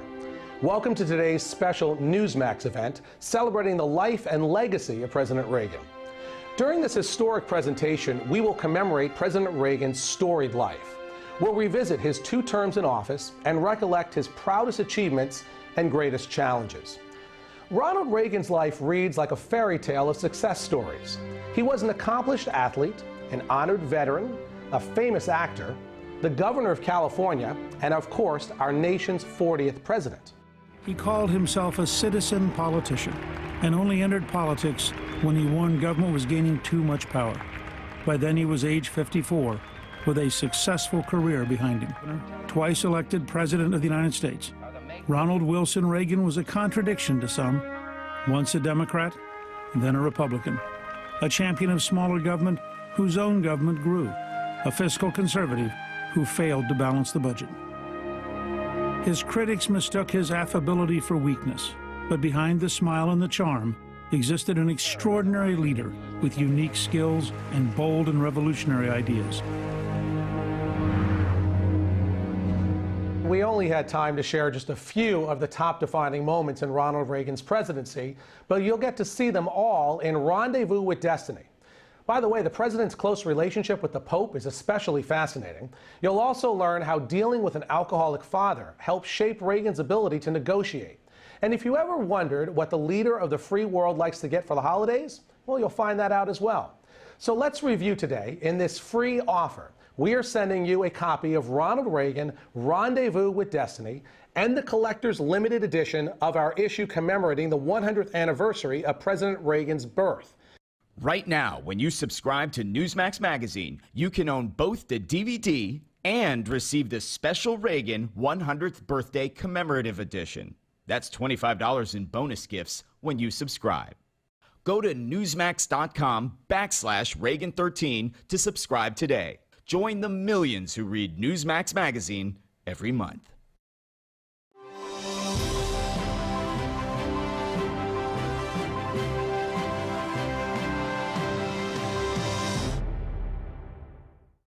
Breaking news and breaking hearts. Aww. This is the Steve Malzberg Show. This is the Steve Malzberg Show. I'm Charles Payne, and well, let's welcome in one of my favorites, Noel Nickpour, Republican strategist and fundraiser. And Noel's been a while, but I got to tell you, a lot's going on with the Republican Party. It felt like it was somewhat in shambles after the election, and now a lot of infighting going on. I want to talk to you about this. Chris Christie on one side, Rand Paul on the other side. Is this an embarrassment, or is this just the natural way things should go? Hey, Charles, good to be with you again. I think that it's kind of the way things go, but I really wish that it is not how it's going now, because our party, the Republican Party, needs to show unity, and this is not the way to go about it. But you've got to realize with Chris Christie, he's his own man. He's under the GOP label, so he's going to rub the base and some libertarians and different people the wrong way. I mean, he's out there. He's in your face. Now, I like him. I have gotten so much heat. I have gotten hate emails. I've gotten hate tweets every time I come on national television stating that I like Chris Christie to at least be part of the mix and the new branding of the Republican Party, because the idea is we need to attract more moderates and independents. And I'm sorry, every time I say that, it ticks off the Republican base. But we need them because the vast majority of people are kind of independent. They want to vote for the man. Well, and they don't identify with all 100% of the platforms of both parties. So you have to look at someone like a Chris Christie. But when you say that, I guess people are probably upset with the idea that, okay, maybe some of Chris Christie's tactics are attractive to independents and maybe even former Reagan Democrats, those kind of people. But would it be a Pyrrhic victory? In other words, do you sacrifice all of the principles of the party by reaching over to the degree that he has? I mean, let's face it. The embrace of President Obama, I thought, was overboard. I happen to live in New Jersey. I happen to like Chris Christie, like you like him. But when he did that, it rubbed me the wrong way. Charles, I'm going to disagree with you on that. A photo op did not change what I felt about Chris Christie and how he has governed his state and what kind of leader he is. I mean, look, if your house burns down and State Farm comes by and helps you out, just because they're owned by someone you don't like doesn't mean you're going to turn your nose. He had a state in a crisis. I don't think it was some type of premeditated, I endorse Obama. But you will admit it came across that way. Well, Charles, if a voter is going to look at that photo and not vote for Mitt Romney because of Chris Christie embracing Obama, what kind of voter is that? Well, I think that's ridiculous. All right, listen, I think it swayed some voters, but it might also go to the argument what kind of campaign that Mitt Romney run if they were that flimsy to begin with. What's going to happen? Because there's always a tug of war it feels like over the last 10, 20 years, the Republican Party has always had two factions, and there's always been a tug of war. You've got the Libertarian faction, which is extraordinarily popular with young people. It's crossing party lines. It might be what can be a game changer, if you will, in a very short period of time against your real dyed-in-the-wool conservatives who really aren't ready to bend on a whole lot of things that libertarians stand for. How do you see it playing out? Charles, to me, I think it's very simple, and I raise money for a lot of national campaigns, and here's where the crossroads lie, in my opinion, as a fundraiser. It's the religious right versus the moderate, or someone that really is concentrating on the economy and lower taxes and less government. Someone that is concentrating on the Republican Party and they love our platform on less government, lower taxes, but yet they're not very passionate about abortion, and they don't really care about gay marriage. And they feel like we're turning away a lot So how does it play out, though, Noel? Because I've only got 30 seconds left in this window. I think that we need to incorporate all kinds, and we need to look like we're more tolerant, and I think Chris Christie helps bridge this gap. You think you think Chris Christie will end up winning this battle? Yes or no? I think Chris Christie can raise a lot of money. I think it's something we need to look at. Noel Nickpour, I miss you. Hope to see you real soon. We'll be right Sounds back. Good.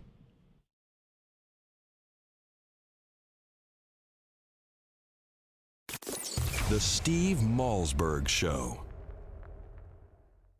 Attention, if you've been classified as a high-risk driver due to DUI, DWI, or tickets for aggressive driving and are required to get expensive and hard-to-find SR22 auto insurance, then you must listen to this message because we can help. We're the largest insurance company in the U.S. specializing in SR22 auto insurance and focused on serving the needs of customers classified by the state as high-risk drivers. We help people get back on their feet by providing easy-to-get, low-cost SR22 insurance that anyone can afford. If you need SR22 auto insurance, or if you have it now and are paying too much, you need to call us today for your free quote at 800-836-4606. Our specialists are standing by waiting for your call. We understand people make mistakes, and we're here to help by making SR22 insurance easy to get and affordable for everyone. The call and quote are free. Call us now at 800-836-4606. That's 800-836-4606. Again, 800-836-4606. Bad credit card debt happens to good people. Credit card companies lure you in with low introductory rates or low minimum payments, and before you know it, you owe thousands of dollars in credit card debt. It has happened to millions of good people just like you. But here's the good news. Thanks to a powerful program now approved, anyone with $2,000 or more in credit card debt can cut their credit card payments up to half and even reduce or eliminate interest charges altogether. That's right. Our nationwide nonprofit program is helping U.S. residents cut their credit card payments. Call 800-613-3159 now. The call and information are free. We've helped over 500,000 people with their credit card debt, and now we can help you. Call 800-613-3159 to see how this powerful nonprofit program can work for you. Bad credit card debt happens to good people. Get free of credit card debt today. Call 800-613-3159. That's 800-613-3159. Again, 800-613-3159. Tired of calls, levies, and liens from the IRS or hiring others who don't get the job done? Call Wall & Associates and you'll never talk to the IRS again. The IRS has a program to eliminate tax debt, and Wall & Associates professionals are trained to maximize its benefits for you. You always speak with a live person with real support and real knowledge. We've helped thousands of taxpayers like you settle their tax debt with the IRS for a fraction of what they owe. We solve tax problems. Call Wall & Associates now. 800-574-6029. We have the professionals who know how to solve tax problems. If you owe money to the IRS, your tax problems are not going away by themselves, and the passage of time will only make matters worse. Act now, before it's too late. Call Wall & Associates right now to speak to a professional tax relief agent. Call 800-574-6029. That's 800-574-6029. Again, 800-574-6029. If you're a baby boomer or senior, please listen closely to this important message. Politicians in Washington are quietly plotting to decrease your Social Security payments drastically, and they want to do it soon. In fact, despite rising prices at the gas pump, grocery store, and doctor's office, retirees have received a mere 1.3% annual increase to their Social Security checks. Meanwhile, food stamp recipients have seen their payouts increase over 30% under the Obama administration. That's shocking. So when we stumbled upon a weird trick that could add up to $1,000 to your monthly Social Security checks, we knew we had to share it with you. To get started, simply go to SocialSecurityFree.com. Yes, it's true. You can take simple steps that could add up to $1,000 to your monthly Social Security payouts. Newsmax says SocialSecurityFree.com is a critical resource for anyone over 50. Go to SocialSecurityFree.com.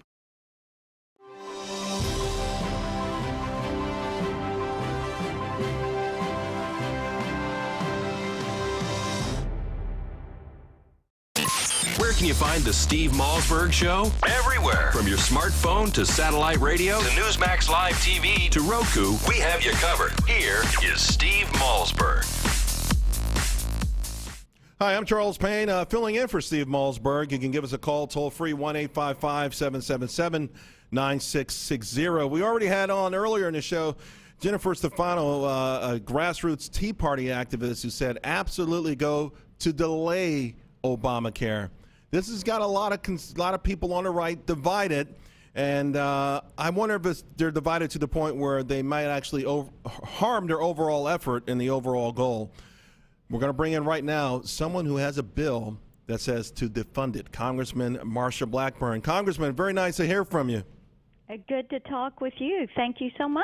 Absolutely. You know, you are one of my favorite people in Washington. I don't like a lot of people down there. You're one of my favorite. Well, I appreciate that. And, Charles, I have to tell you, my bill is the bill to delay. Delay. Okay, Obamacare. I'm glad you fixed that because I you know, when they told me defund, I said it didn't sound like that would be the route you would take. But tell us why delay instead of defund. Yes, and my bill number is HR 2809. And the reason you want to delay it is this. When you delay Obamacare for a year, you delay all taxes, fees, penalties, all mandates, all programs. And once you delay it, which now that it's the law, it requires a statutorial action to delay it. The president can't just waive off part of this law and not the other. It's the law. You implement the whole thing. So to not implement it requires that you delay it. And then you can come in and defund it and prohibit them from reprogramming money. And right now, Right. Our continuing resolution predates Obamacare. So in order to stand it up, what they've been doing is reprogramming money within the continuing resolution.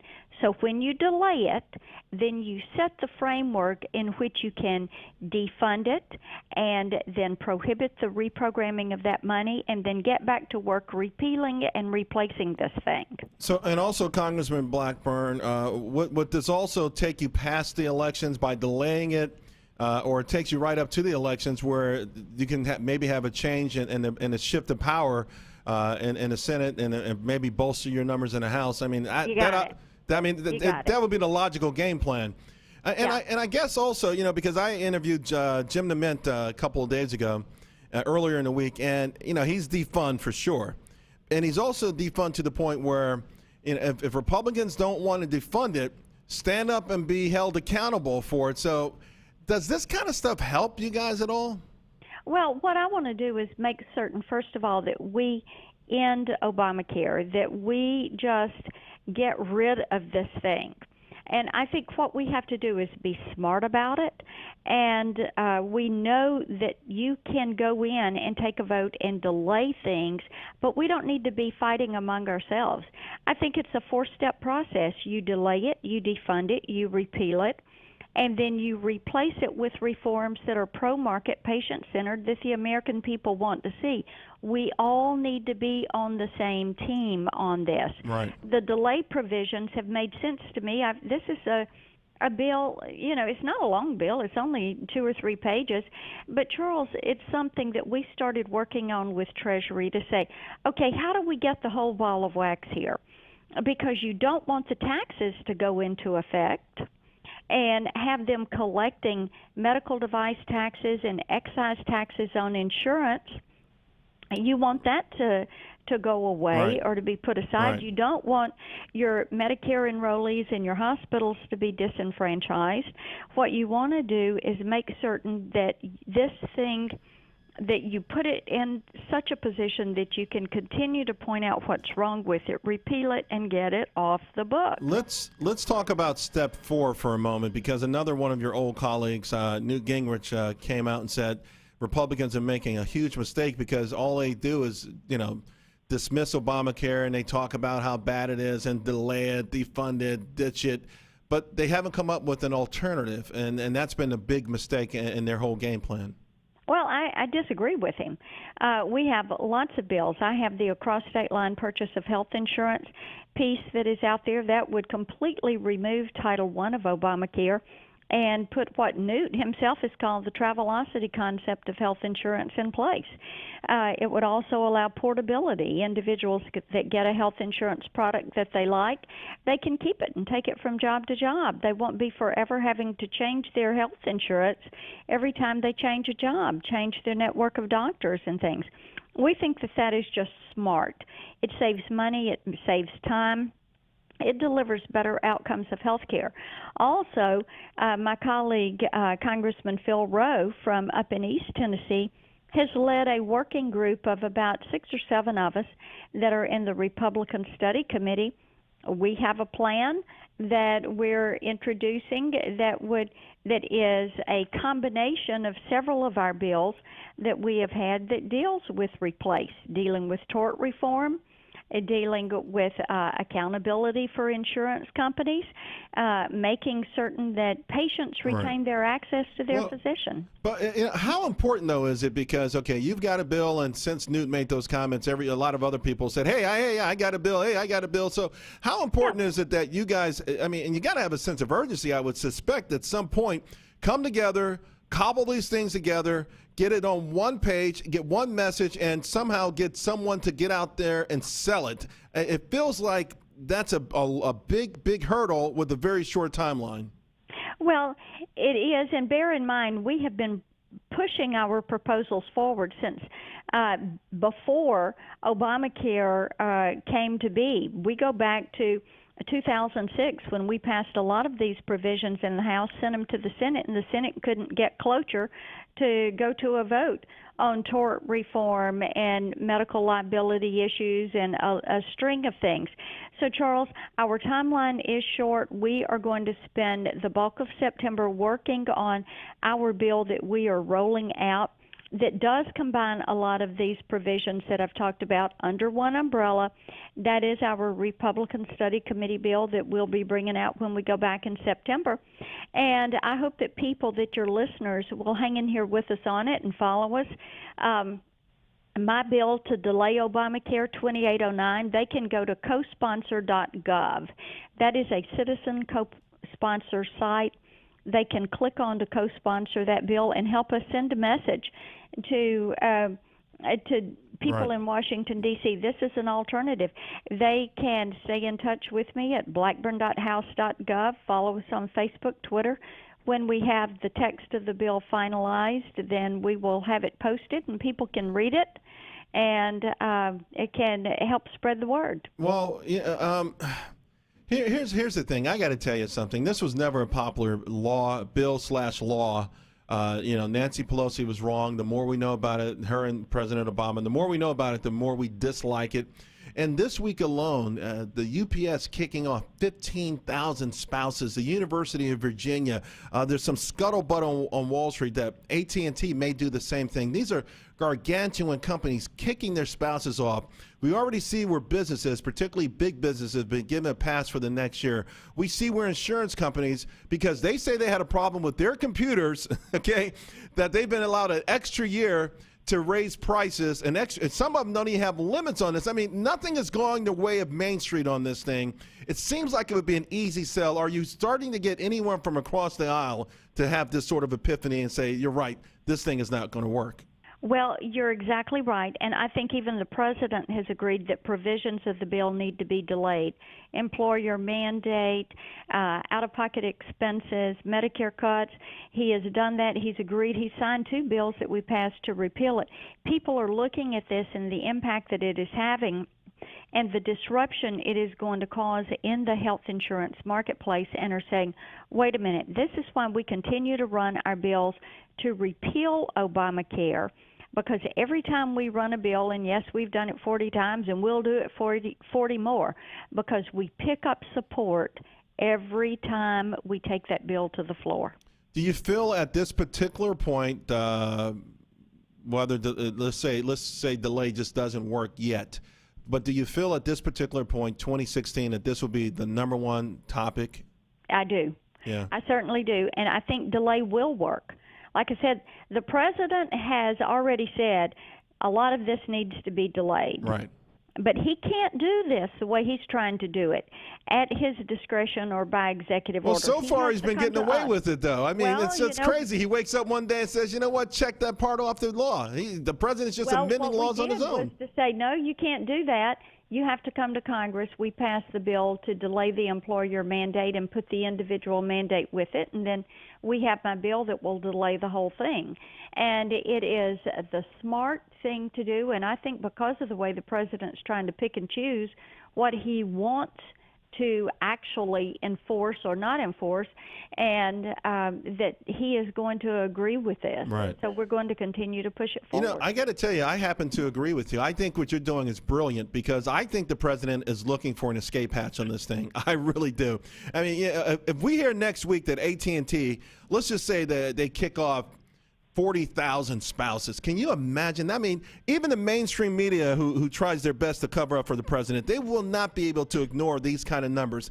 People getting kicked off the program. That means if you're kicked off, you can't see the doctor that you had a great relationship with. You don't know what your insurance is going to be. Taxpayers may have to front pay for you. I mean, to me, I think what you're doing is brilliant. I think the president, and I think I've heard him actually ask for you guys to go the delay route, because maybe he'll save his own skin going this route. Well, one of the things that people are realizing is when the president said, if you like what you have, you can keep it, that is not turning out to be the truth. And they realize that. and people are very frustrated. And I tell you something else that's going to have an impact. Let's say that next week they kick off those spouses, and then what happens if the week following it comes out and your unemployment numbers have gone up? Well, I get That's going to have an impact also, and I know that you are watching that one every day. You know what? I know that Obamacare is going to be a 2016 topic, but the economy has got to be like directly behind it. Just what we saw this week in earnings, and Gallup has their own tracking unemployment numbers. In the last 30 days, their rate went from 7.7% to 8.9%. Now, it doesn't necessarily correlate with the official government number, but it does feel like there's a serious malaise in this country and that we're falling apart. You know, before I let you go, I talked about this already with a couple other guests. Infighting within the Republican Party, the Christie-Rand feud seems to have exposed a fault line, if you will. Is that going to harm you guys? Can that be repaired?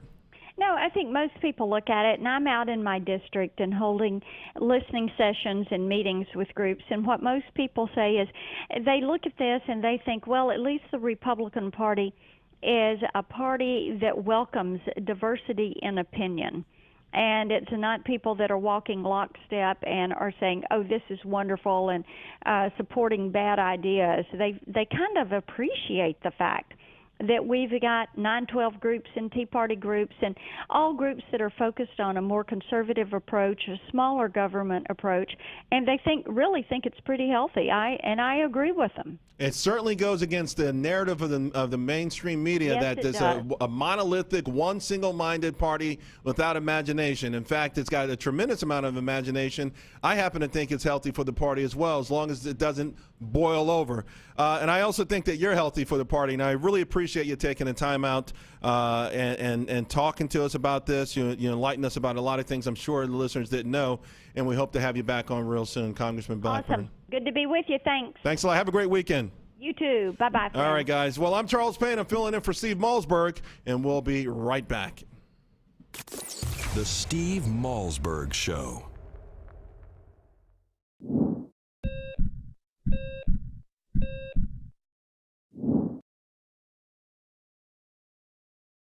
Heart disease is the biggest killer disease in America, and this doesn't surprise me. We are addicted to starches, sugars, fatty meats, and salt. People who live in countries with little heart disease eat very differently. One way some people stay heart healthy is by following what is known as the caveman or Stonehenge diet, so named because of its similarity to the way our prehistoric ancestors ate.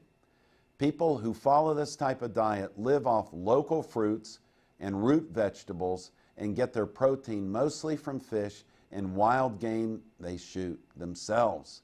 Now, since most of us don't hunt or fish for all our protein, here are some simple tips on how you can start to eat like a caveman, modern day style. First, fill up on fruits and vegetables. Eat them first and you'll be less hungry. Feast on fish, which is rich in nutrients but not in calories. Choose fatty fish like mackerel, herring, sardines, and salmon, which are rich in heart-healthy omega-3 fatty acids. Get out and go for a walk. Remember, our ancestors were hunters and gatherers, so they didn't spend their time sitting in front of a TV or computer all day. If you live more like a caveman or a cave woman, your heart will love you for it. I'm Dr. Chauncey Crandall, and thank you for watching this Heart Health Minute. Remember, it's never too late to prevent or reverse heart disease. Right now, I invite you to discover your own risk for heart disease or even a heart attack by taking my quick, free online quiz at www.simplehearttest.com. Meet Jim. Like many of us, Jim enjoys a busy life. Between work, family, and friends, his days zip along. And Jim has the energy to tackle almost anything. But lately, Jim's get up and go has literally taken on a new meaning. Jim's always put focus on a full night's sleep, but it seems like these days, he's up and down to go to the bathroom so many times he can barely wake up in the morning. His prostate concerns have him sad, tired, and worried. Activities that were once enjoyable now seem like a chore for Jim. His golf game is at the mercy of his bathroom schedule. Family outings are planned around it too. Jim even has difficulty going to the bathroom. He's tried so many prostate remedies he can't keep them straight, and nothing ever seems to help. Then Jim found out about Prostate Revive, the all-natural dietary supplement specifically formulated for men, targeted towards improving and sustaining normal prostate function. Prostate Revive includes 15 super ingredients never combined before, including saw palmetto extract, beta-cytosterol, pomegranate fruit extract, selenium, and other high-quality nutrients. These targeted and all-natural ingredients promote healthy urinary flow and optimal prostate health. And the best part is, Prostate Revive was developed by a renowned medical doctor.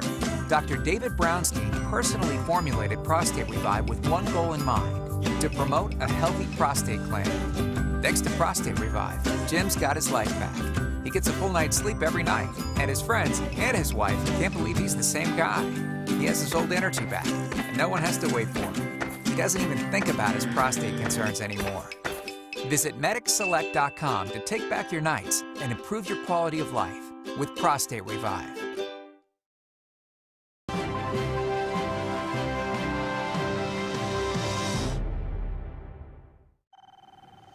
My patients still don't know what Obamacare means for them. And how could they? There are already 13,000 pages of regulations, and the bureaucrats are just getting started. Obamacare will change your health care, and you need to understand how. There are hidden taxes and fines, big cuts in Medicare, even new regulations on what services doctors can offer you. Some businesses could get hit with a 40% additional tax on your health care plan. Please, get the Obamacare Survival Guide today. It's the best book explaining the new law. It's easy to read, everything you need to know to protect yourself, your family, your business. The Obamacare Survival Guide at bookstores everywhere. Special internet-only offer right now at Obamacare911.com.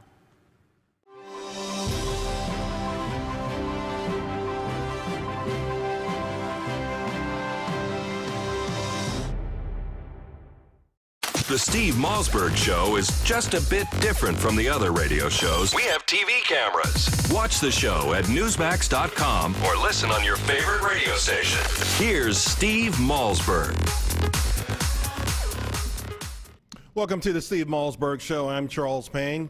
Filling in for Steve. I hope he's somewhere relaxing. In the meantime, we're going to have fun. Great topics. Man, we've had some great guests already.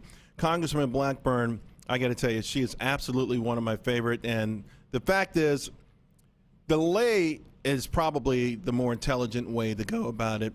Defund.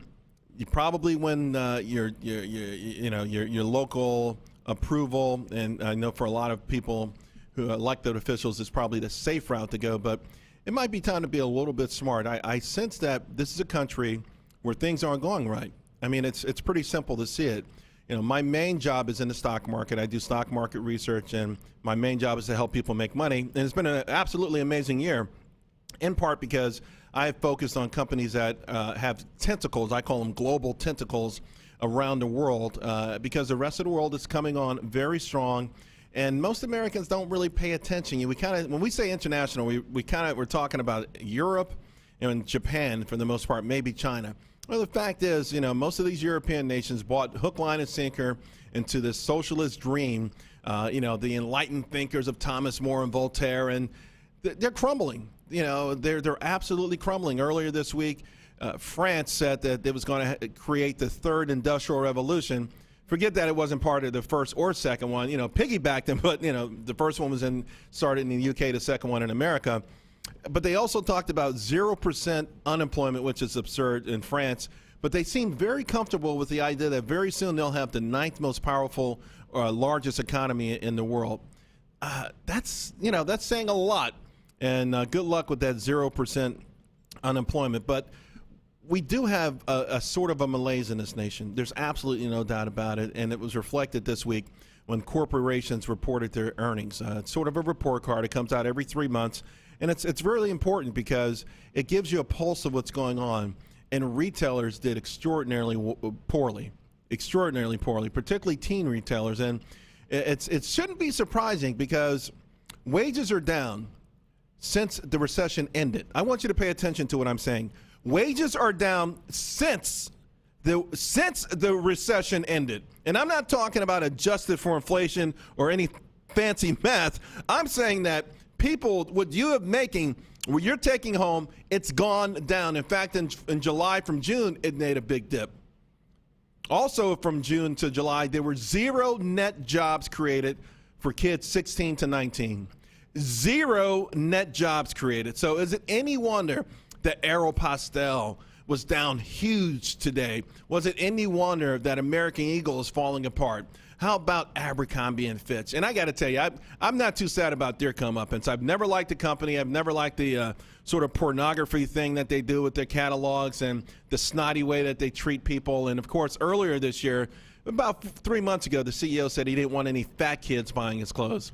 So, you know what? The fact that your stock is down 40, 45%, good for you. You know, who markets that way? You know, if you want only the slim kids to wear the clothes, that's fine, but you don't market it. You don't tell fat kids we don't want you wearing your clothes. Anyway, they've taken a pretty good drubbing. The overall narrative here, of course, is, though, that there's something wrong. When kids don't get jobs in the summer, there's something wrong. When wages are going down, there's something wrong. Real wages for the average American down 4% since the official end of the recession that everyone took a victory lap. I remember Ben Bernanke taking a victory lap. Of course, President Obama takes one at every bus stop that he makes. For kids, 9.7%. So we're not making the money. We're just not making it. And then, of course, 7 out of 8 jobs that have been created are part-time jobs.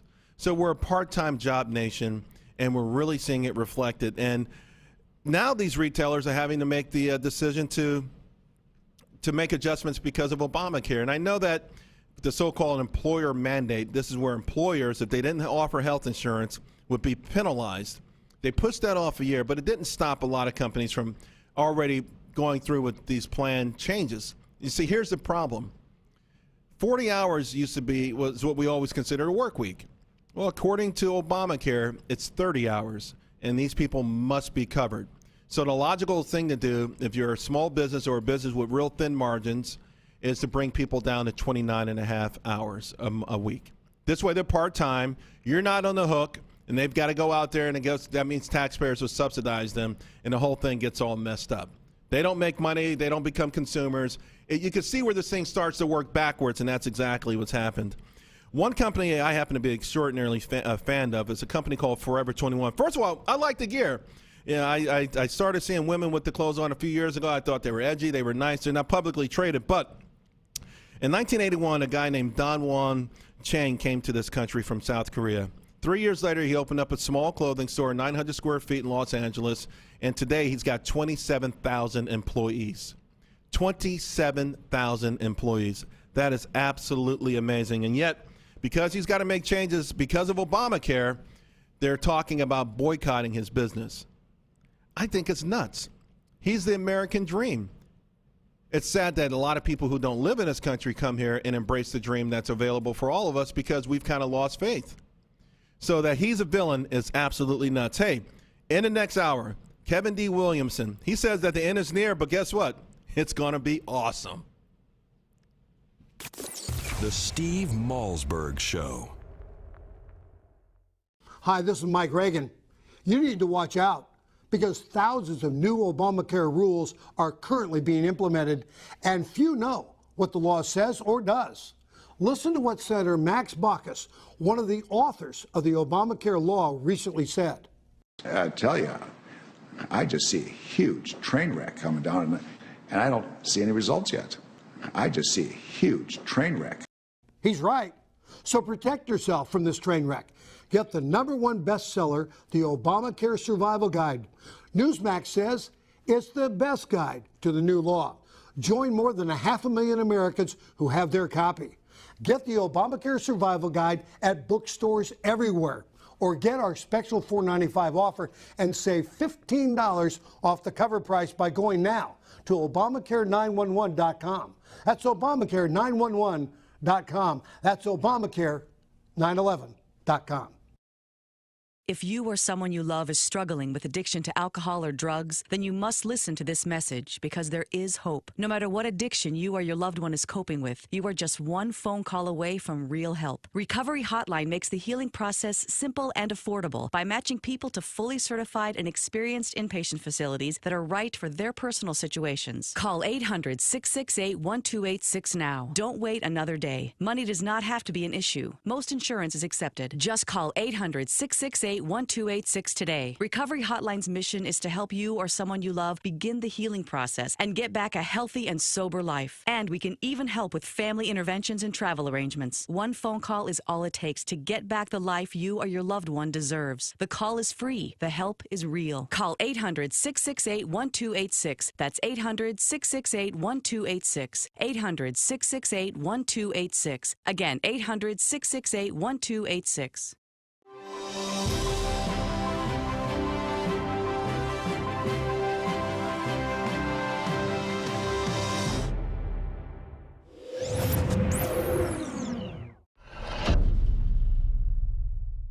Hello and welcome to your Newsmax Now update. I'm John Bachman. It is now confirmed that more than 1,000 civilians were killed during those attacks in Syria this week. And now UN Secretary General Ban Ki-moon is stepping up the pressure to allow investigators to look into the matter.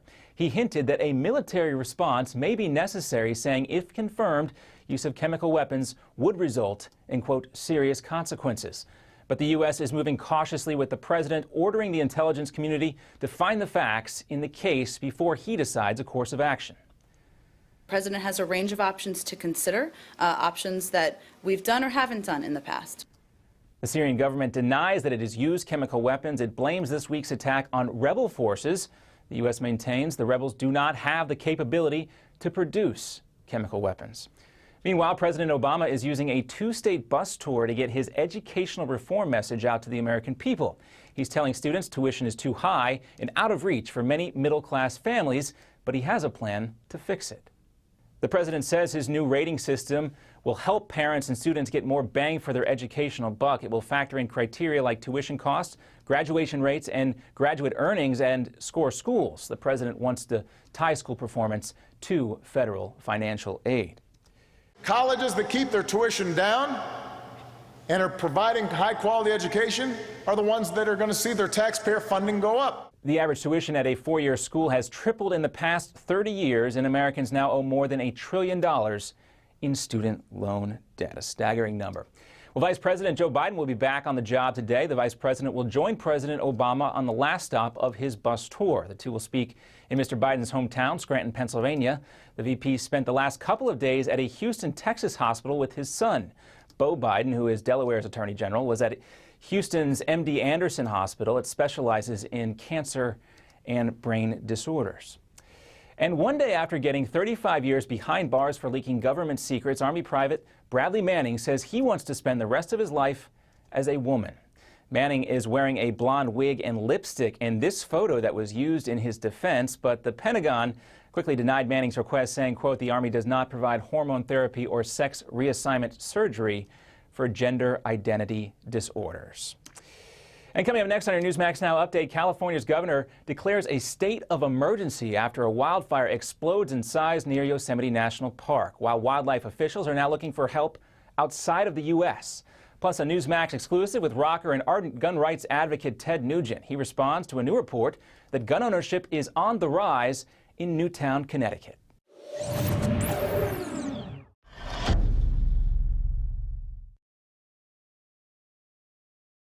In 2013, half of your friends, family, and neighbors may lose their jobs, all while you are robbed of 90% of your life savings, investments, and home's value. Controversial economist Robert Wiedemer, who was the only expert to predict the recession, has released a startling video with shocking evidence that the powers that be have tried to ban. But that hasn't stopped 50 million people from getting the truth.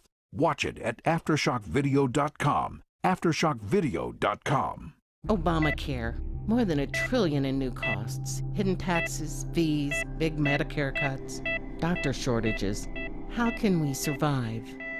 To know Obamacare is to survive Obamacare. The Obamacare Survival Guide tells you everything you need to know to protect yourself, your family, your business. the Obamacare Survival Guide, at bookstores everywhere. Special internet-only offer right now at Obamacare911.com.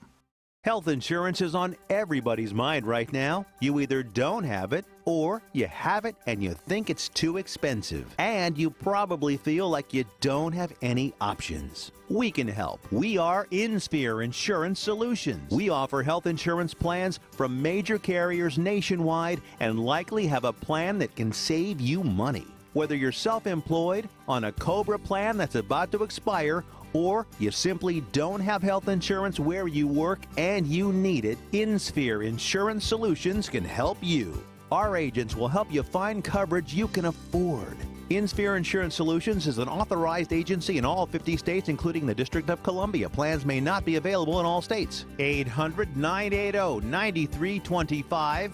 800-980-9325. 800-980-9325. 800-980-9325.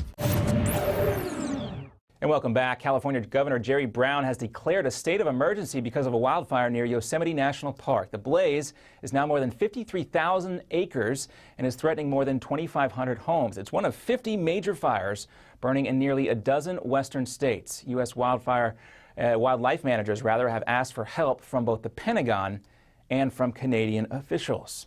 And during a Newsmax exclusive with rocker and NRA board member Ted Nugent, we talk about a new report showing gun ownership is increasing rapidly in Newtown, Connecticut. Nugent says it shows that advocates for stricter gun laws are wasting their time. I just feel so sorry for the liberal Democrats who propose these gun laws that wouldn't save a life, wouldn't stop a crime. And to see more of our exclusive interviews and content, stay with Newsmax.com. This has been your Newsmax Now update for August 23rd. I'm John Bachman. Now here's the Steve Malzberg Show in New York. Are you ready? 5, 4, 3, 2, 1. Broadcasting live from the Newsmax studios, this is the Steve Malzberg Show. Be a part of the action by calling 855-777-9660. That's 855-777-9660. Or email Steve at malzbergshow@newsmax.com. Here is Steve Malzberg. How's it going? I'm Charles Payne in for Steve Malzberg. And got a very special guest for you because this guy he knows what he's talking about. He's figured it out, and he's written a book for us. The end is near, and it's going to be awesome. You know what? We always talk about Armageddon, but no one ever says, Kevin D. Williamson, that is going to be awesome. Why is it going to be so awesome? Well, you know, I have a great deal of faith in capitalism and in the American people, and I have a great deal of suspicion about politics. And I think that once the money finally runs out, once the shell game is over and we're able to put resources back into things that are productive, into the innovative ends of the economy, we'll end up in a situation in which we're actually much, much better off. And a lot of the things that we're trying to solve with the welfare state, things like healthcare, retirements, education, we'll actually be able to do those in a real and effective and fruitful way. So essentially what you're saying then is that, Margaret Thatcher said, the problem with socialism is once, eventually you run out of other people's money. Yeah. But we never had anyone that picked up from there. So what happens after we run out of other people's money? Essentially what you're saying is a natural occurrence. This is sort of a natural occurrence. Yeah. I mean, if there's no money, we've lost our credit, we put ourselves in this enormous debt, we have no other choice but to go back to go and not collect $200. Yeah, in fact, we're already far past the point of being out of other people's money. If you look at our total unfunded liabilities and debt, it's currently almost twice the world's money supply. So we're well past the point of being past other people's money. Maybe Mars. I mean, yeah, in fact, there's life up there. If you exclude real estate, our unfunded liabilities are equal to about the value of all the assets in the world. So there's just no way it gets paid. It's just a mathematical certainty that's not going to get paid out. So then we play this shell game, right? I mean, we pay the interest on it. Sure. We manipulate the currency every now and then. I mean, but eventually even that shell game runs out. Yeah, I mean, I've been broke before. We've all been broke. You've been out of a job. You're in that position where you're calling the car company and telling them the check's in the mail. And that's pretty much national policy right now. It's just telling the Chinese the check's in the mail or it's going to be there. But eventually it's not. Eventually you have to make good. So, but you look at things like, say, Social Security. It's a terrible system, actually. It's a bad return for a lot of people. In retirement, it doesn't give you anything like a decent income. Right. But if you took that 12% that people and their employers are paying in, you had people invest that, even in something very conservative over the course of their entire working careers, then they can retire with an income that's equivalent to what they were making when they were working. Right. It works, and they can do that after. It doesn't take 50 years either. It takes more like 40. You know, Kevin, I got to tell you, you're preaching to the choir on that one. One thing I'd love to do, maybe we can do it together, is and I've been thinking about maybe getting some college kids to look and see if we had put a certain amount of money, Social Security money, into the stock market for the last 20 or 30 years. And people say, well, what about the crash? Well, first of all, you know, the markets go up and down, but we're just coming off an all-time high. Secondly, it would mitigate crashes, because this is money that's not going to sell in a panic. Right. So you mitigate the downside. So instead of going to 6,000 on the Dow, we go to 9,000. Instead of being at 15,000 now, we're at 18,000. I mean, we're talking about taking American money and investing in great American companies. Yeah, I mean, and you're in the business. You know, there's the difference between guys who trade every day at a desk and people who are on a 40-year plan, people who are on a 50-year plan. But the part that's often overlooked about that isn't just the returns to the investor. It's that money actually gets used for something productive while it's invested. So in a sense, while you're working and saving over the course of your career, you're also funding the R&D for the research, for the medical products, for the other things that you're going to be using in your retirement. You're actually building the economy and building the benefits that you yourself are going to collect. It takes capital to do that, and without that capital, without that investment, there's just simply no way to provide for people. And I guess, though, here's the problem. You know, people are just 1,000% against that idea. Yeah.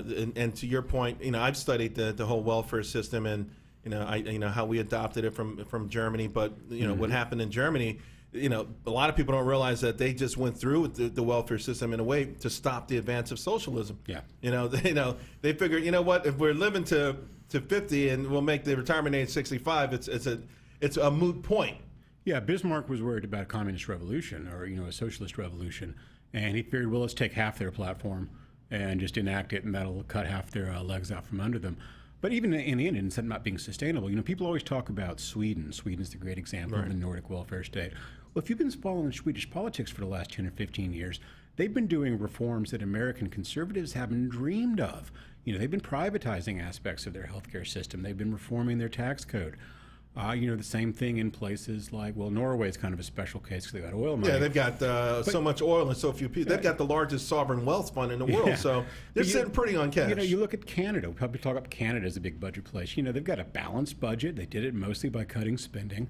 They've been and we should note they've been cutting taxes for the last few years. Yeah, Canada. they have. Yeah. Once they got things under control, they were able to reform their tax code a little bit and do some intelligent things. So, you know, a lot of these countries that Americans look at as examples of how the welfare state works are about 10 years ahead of where Americans typically are paying attention to the news. And they've been reforming this stuff and changing things considerably. You know, I just came back from Switzerland, and, you know, Switzerland's another place people think of as kind of a great European welfare state. Of course, it's in many ways got a more free market economy than the United States does. It's got no capital gains tax. Do you wonder why people invest there? Because the capital gains tax is 0.0%, which is not a bad deal. Yeah. There's a reason Tina Turner So in other words, you there. get to keep the money that you invest, huh? That's a novel idea. You not take the a risk bad and you idea. get to keep the reward. Yeah. And so, you know, and particularly Sweden's an interesting example of that because they did all the things that American liberals want to do, and they screwed their country up. And they really had to start fixing it about 15 years ago in order to keep their economy functioning. And it's still, most people don't appreciate how poor a country Sweden is. Really? Yeah, if it were the 51st state in the United States, it would be the poorest state in the United States. Really? It's per capita GDP is about 22% below We've ours. got this lofty idea that Sweden somehow, you know, to your point, they've completely figured it out. And on a per capita basis, it's poorer than Mississippi. Wow, I did not know that. I'm glad you brought that up. Let's talk about, though, the obvious basket cases in Europe that, the Greeces and the Portugals of the world. It took them a long time to break. I mean, listen, and I always tell conservatives, particularly politicians, that you guys really put yourself in a corner by suggesting that Obama's policies would, crack America's back overnight, because it just doesn't happen that quick. Yeah. We've just got too much. Our economy is too dynamic for it to happen overnight, and Greece didn't become Greece overnight. Not the Greece that we know as a cautionary tale. Right. Yeah, if you're a country like us, it's responsible for between 20 and 25% of the world's GDP. you can handle a lot of buffoonery. You know, it takes a while to bankrupt a country like this. Right. You know, we're 300 million of the richest people in the world. It's going to take a while to screw up the United States irrevocably. Doesn't mean it can't be done. Right, and it doesn't mean we're not on that path. Yeah, but, you know, since the European crisis, I spent some time in Spain, and you know, it's a lovely, wonderful, sunny country where you can sit on the sidewalks and drink coffee and all that stuff, and wonderful beaches and all that. But it's a nightmare. It's like, you know, the parts of China you read about where they're just blocks and blocks and whole little subdevelopments of empty apartment buildings and you know, just empty residential developments, empty real estate. The unemployment rate there is just through the roof. It's insane. Now, it's great because when you go there, you're an American, you get to feel rich. Right. You go to Switzerland, you feel poor. Right. And but for the people who have to live there, you know, who aren't British people with vacation homes Right. there or retirement homes there, but actual Spanish people living in Spain, where you've got unemployment rate for youth that are, what's it, 25% now, 27%, something like that? I think that's the overall, right? Or isn't the youth even higher than that? Yeah, it might be. Yeah, I mean, and particularly in outside of the major urban areas. And I read somewhere in Spain where 1/5 of the people 30 and under never had a job. Yeah, that's the really terrifying part. And, you know, we get that in some enclaves in the United States. I did a piece about unemployment in New York a couple years ago where I went up and spent some time in the Bronx where I was living at the time. They were, you know, working on this redevelopment project up there that went off the rails. And there's this shocking number of African-American men in the Bronx who are in their 30s or 40s who've never had a regular job in their entire lives. Yeah. It's really hard to start a career at 40.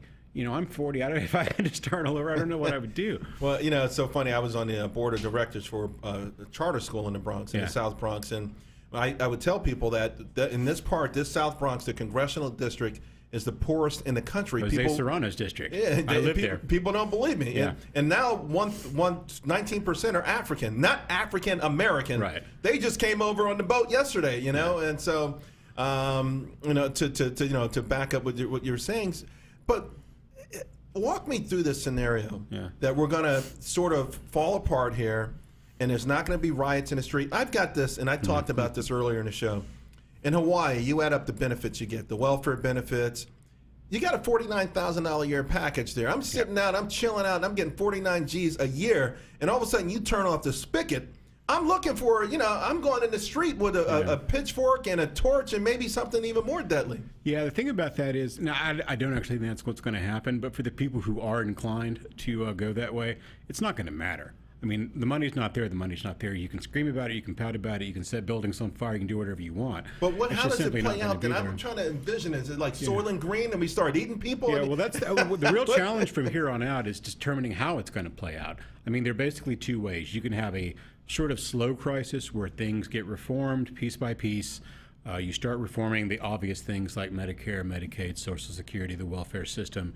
You know, you reform them slowly right now, gently, or at some point you have to do it all at once. And if you get into that situation where it's, oh, there was a Social Security check last month and there's not going to be one this month, that's when you get real social disorder, which is, you know, part of the point of this book is that even if they're not the perfect basket of reforms, because there are going to be Democrats in the world, there are going to be Democrats in Congress, there's going to be Barack Obama in the White House, and if it's not him, it's going to be some other imperfect person. Even if it's not the perfect package of reforms, you have to start doing some of those things right now. Now, on that note, though, do you see the political will for that? I mean, we're nothing happens, nothing gets done at all. I mean, and I think it's so murky. I think the finger pointing, the name calling. Yeah. I don't even get how we can even consider these our elected leaders. You know, for me personally, there are only a handful of people in D.C. that I have a lot of respect for. Yeah, I mean, and not a very big hand. Right. You know, it's a small handful. You know, people talk about term limits. My policy actually would be decimation. Just every year draw lots and take 1/10 of them out on the mall and shoot them. But since that's not likely to happen anytime in the future, political will is not going to get itself sorted out. What has to happen is the credit markets eventually override political will. When interest rates on federal borrowing goes from, you know, essentially nothing, where it is now, up to its historical average of between 7.5% and 8.5%, suddenly you've got a Pentagon-sized hole in the budget. You know, suddenly your debt service goes to $1 trillion a year or more. Right. You know, even in my lifetime, my short little lifetime, we've had interest rates on federal debt approaching 20% in the 80s. If they should get even, you know, close to that, 12%, 13%, you're talking about a situation in which practically all revenue is going to go just to be servicing debt costs. At that point, it becomes a lot easier to make those decisions about what do we do about welfare, what do we do about Social Security, simply because you don't have any more choices. Now, would it be fair to say that maybe sort of proxy for that, not proxy, but maybe the litmus test for it will be Detroit? Will that be our little, experiment to see how this plays out on a larger scale, or will there be some sort of intervention there that avoids the worst case scenario? Well, Detroit's pretty bad. I think the Democrats ought to have their convention every 4 years in Detroit, and Republicans ought to have theirs in Houston. And just this is what our policies look like at the end of the day. Right. This is where they go. Now, Detroit actually is not going to be the most interesting case. The most interesting thing will be when it's a state, because we do have a body of law for dealing with city bankruptcies. There is a way for dealing with city bankruptcies, but we also have some bankrupt states. California is one of them. Well, how come they Illinois keep saying is California is the miracle and Jerry Brown has brought in a surplus? What kind of funky math are they using? Because I'm like, there's no way in the world you guys can be taking a bath, swimming in cash. There's no way. Well, as you know, as a guy who looks at company balance sheets a lot, accounting's really easy when you don't have to account for your actual liabilities. And the thing about, the way government accounting works is you can take your real liabilities and just pretend like they're not there. California hasn't solved its pension situation. I was out there a couple years ago. I did a tour of all the bankrupt cities in California. I was in San Bernardino when they declared bankruptcy. It was a lot of fun. And I was talking to the mayor of San Jose, who at the time he was a liberal Democrat guy. He's not me, he's not some libertarian kook. And he was saying, look, the union's going to bankrupt the state. That's all there is. We have to do something about the pensions. We just simply have to. I'm going to say this, and when I say it, I'm going to get chased out of office for, which I think actually did. I think that guy's now no longer in office. But, even liberal Democrats get it up there. They can look at the flow statements and the balance sheets and say, you just can't do this. At some point, you have to say no. We're speaking with Kevin D. Williamson. The book, The End is Near, and it's going to be awesome. Oh, and there's more. Let me read the rest of it. How going broke will leave America richer, happier, and more secure. But the transition to that state of bliss is going to be tough, and that's the big question mark, isn't it? Yeah, there's a lot of what this book is about is how to get from where we are to a more sustainable place in a way that doesn't turn us into Mad Max and people fighting over the last can of tuna fish and all that stuff. Well, I got to tell you, Kevin, it's been wonderful talking to you. You're absolutely fantastic, and I hope we talk again soon. And I advise everyone to go out and pick up this book. Really appreciate your time. See you soon. Thanks a lot. Take care. Okay. Hey guys, Steve Malzberg Show. I'm Charles Payne. We'll be right back. The Steve Malzberg Show.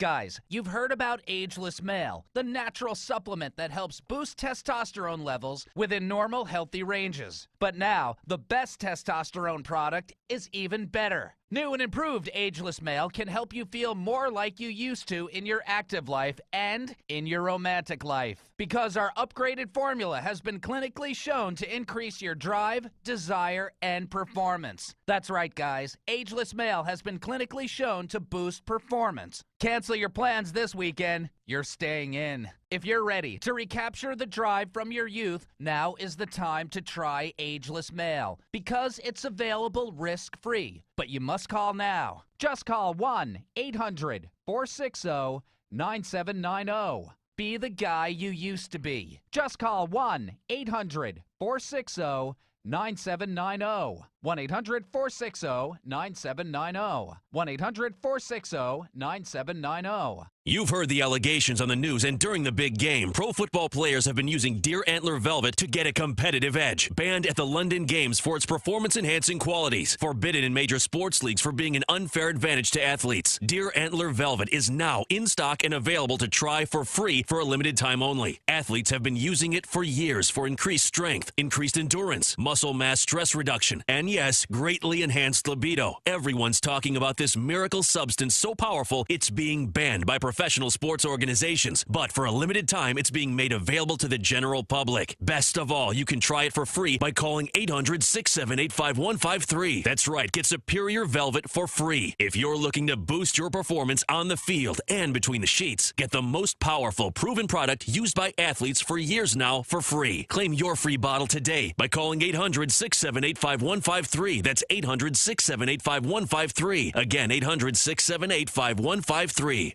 Are payday loans ruining your life?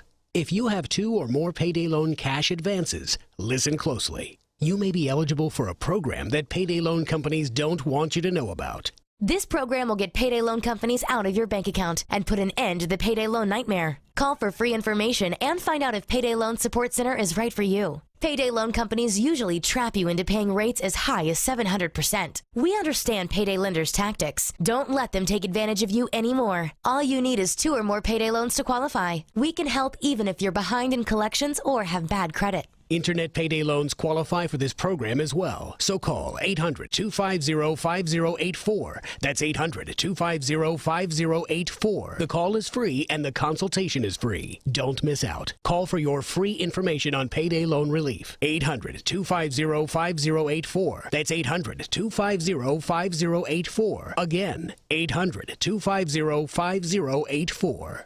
Attention hip implant patients. Are you in constant pain? Have you received a letter from your doctor about your implant? Have you had or need a revision surgery? Do you have high levels of metal, chromium, or cobalt in your blood? Over 90,000 hip implant devices have been recalled due to defects and failures resulting in revision or replacement surgery. If you have a recalled hip implant, you may be entitled to substantial financial compensation. Call 800-460-1530 to see if your implant is affected by the recalls. If you or a loved one has a defective or recalled hip implant, you may be entitled to substantial financial compensation. Call 800-460-1530. That's 800-460-1530. Protect your legal rights today. Call 800-460-1530. This is an advertisement, not valid in all states. Paid non-attorney spokesperson. iLawsuit.com is an advertising group that represents lawyers advertising their services and is a free matching service for consumers. It is not a law firm or lawyer referral service.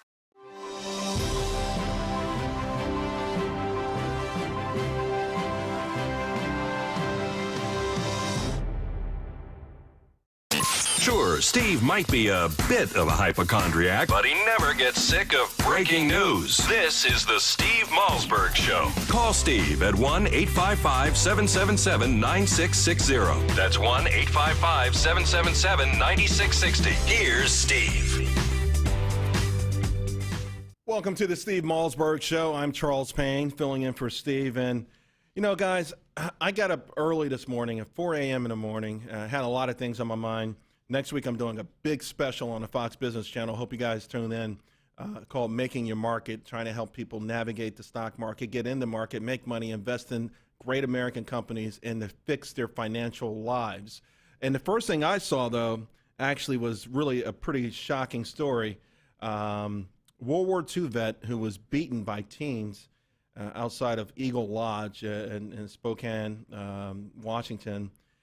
His name was Shorty. They called him Shorty affectionately. He was 88 years old, World War II veteran, fought in Okinawa, and he died from blunt facial and head injuries. And in a week of senseless murders and senseless crimes, it was just another very, very heartbreaking thing. And it just kind of makes you wonder what's going on with this, because it's not a gun issue.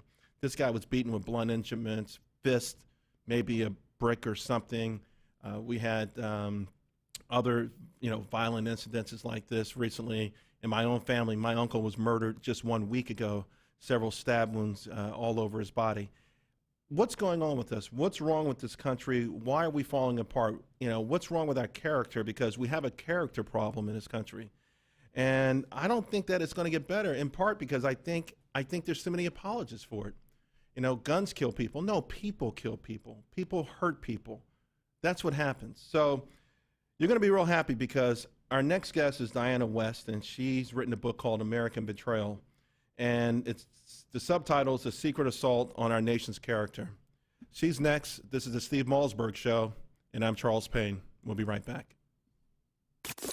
The Steve Malzberg Show.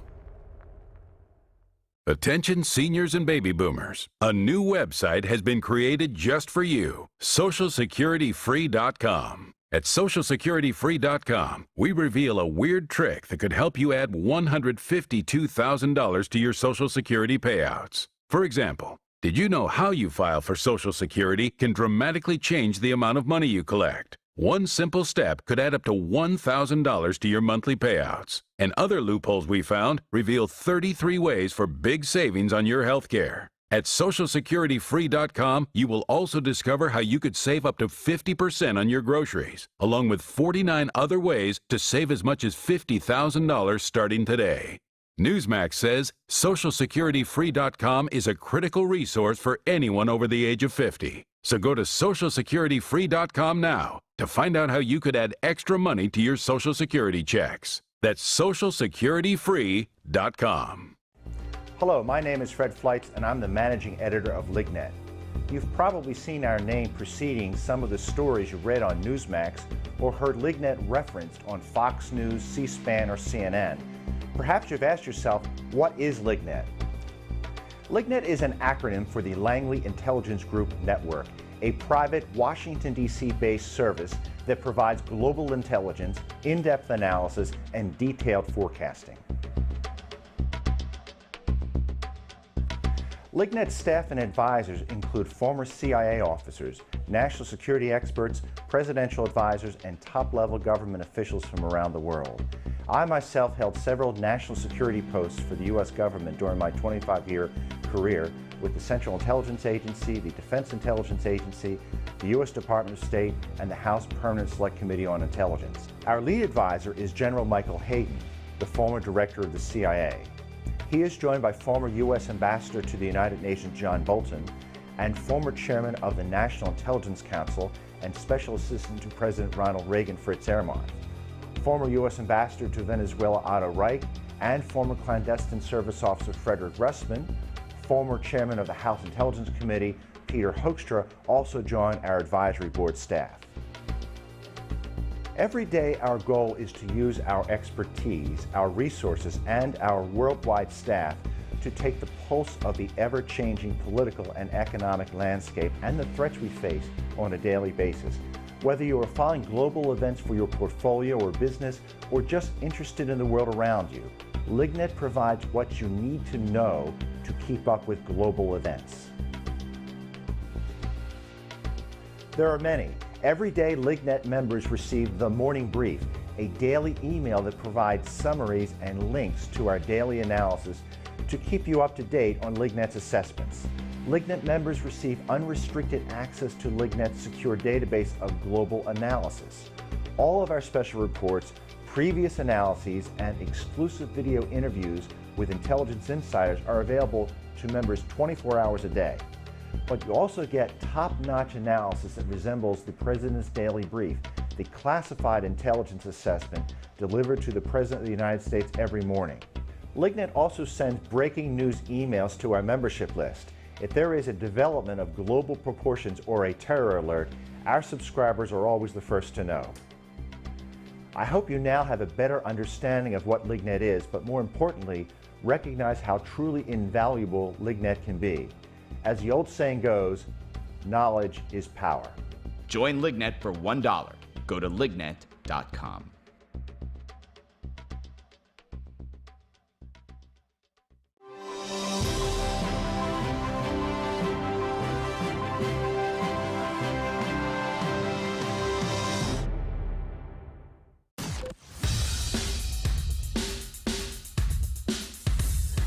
This is not your typical Screamfest talk show. No. This is the next generation of talk radio. Here is Steve Malzberg.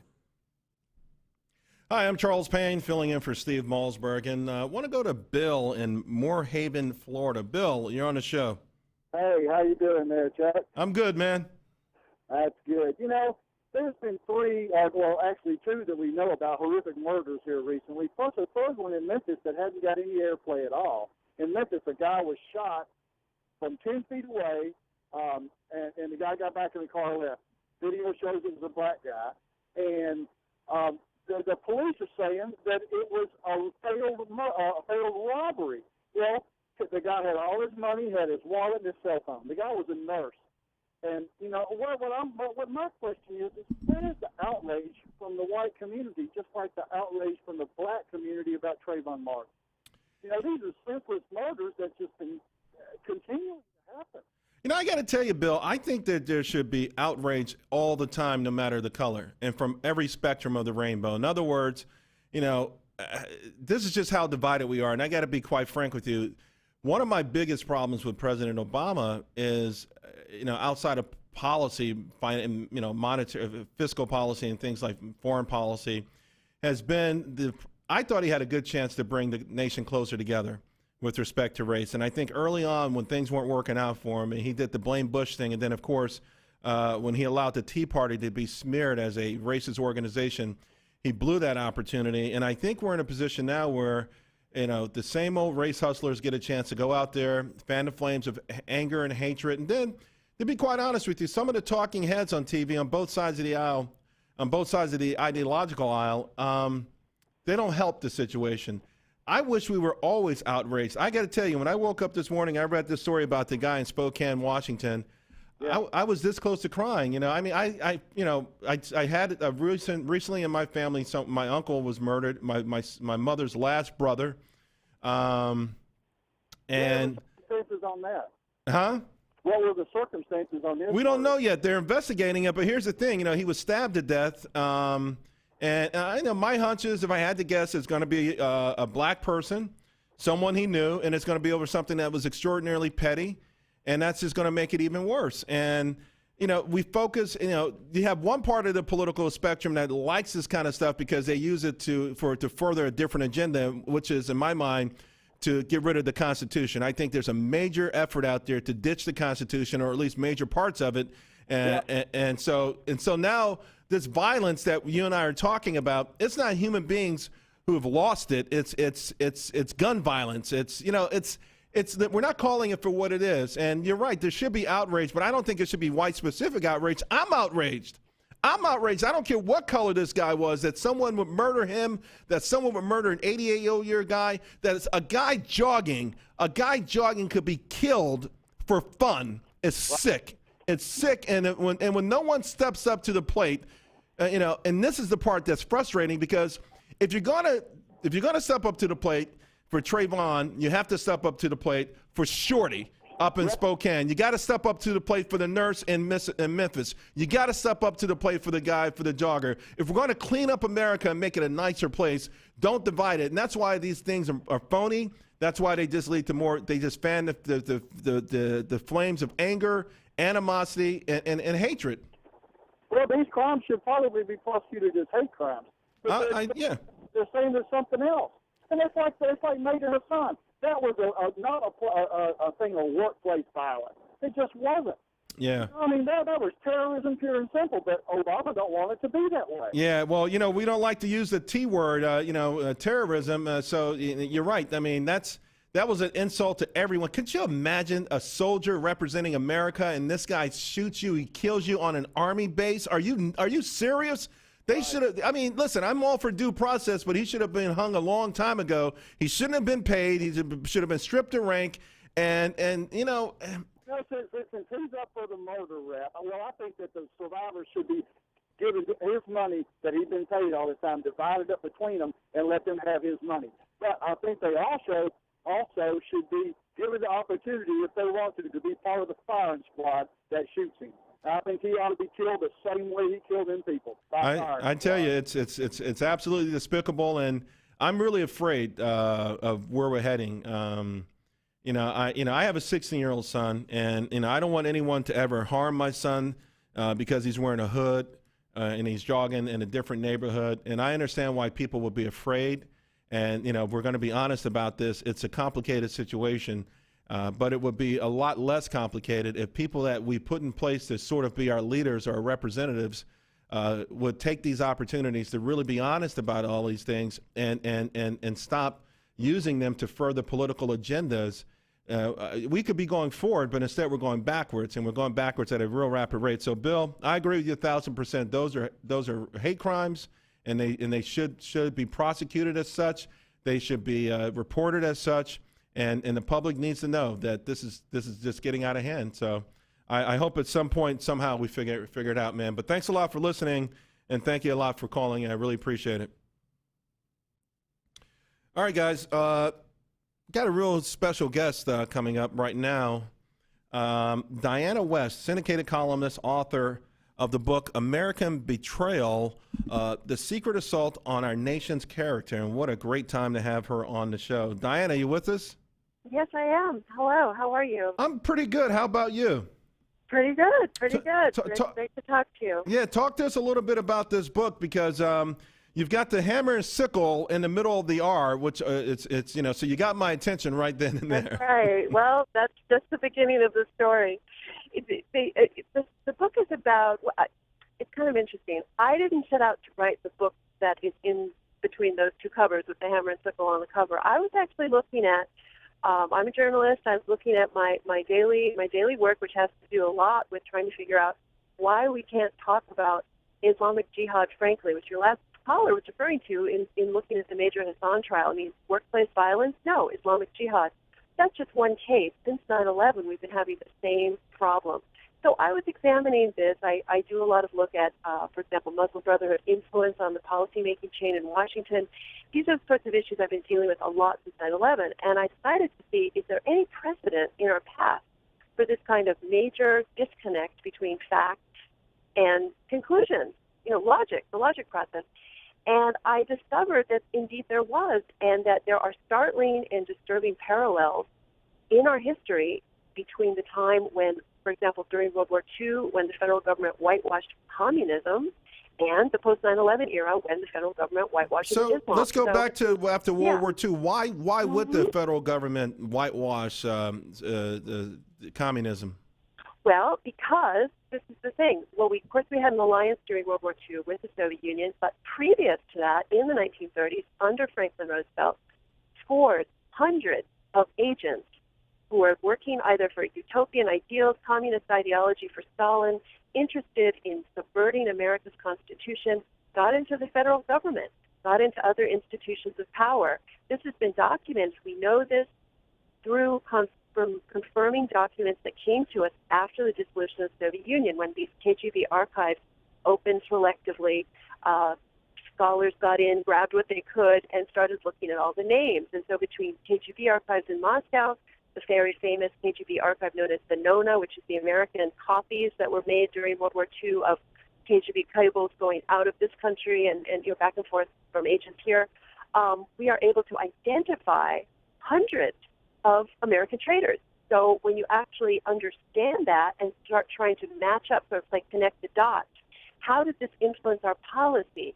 Well, one of the ways was actually to whitewash communists. For example, during World War II, we had censorship. We had war censorship through an office that was set up called the Office of War Information.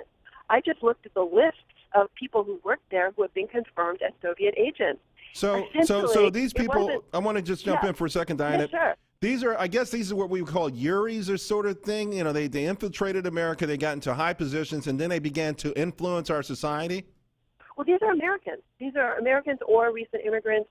You know, a lot of these people, you had people, of course, very famously, Alger Hiss, working very closely with the Secretary of State Stettinius at the State Department, but you also had the OSS, which, of course, is the precursor to the CIA. The top assistant to Wild Bill Donovan, who started the OSS, was a man named Duncan Lee, Soviet agent. You had at the Treasury Department, Henry Morgenthau was Secretary of the Treasury, Harry Dexter White, Soviet agent, top assistant. Over at the White House, you had Lachlan Curry, one of Franklin Roosevelt's top assistants.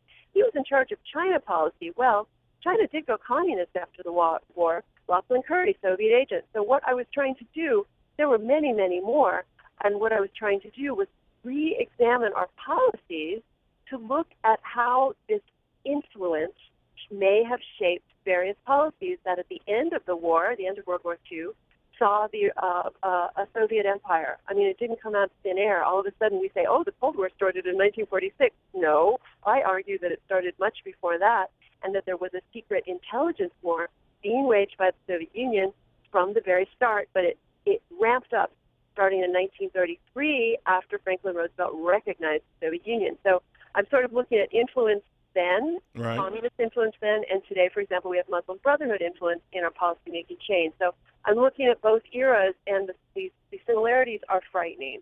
Would you say then that we actually have people in our government who are secretly members of the Muslim Brotherhood? Well, I don't know if it's really secret. I mean, we've got several groups, for example, Islamic Society of North America. This has been identified by the U.S. government as a Muslim Brotherhood front group. There are other groups like that were identified by the U.S. government in the very famous terrorist financing trial, the Holy Land Foundation trial, which was the trial that determined that Hamas operatives were raising funds here in the United States.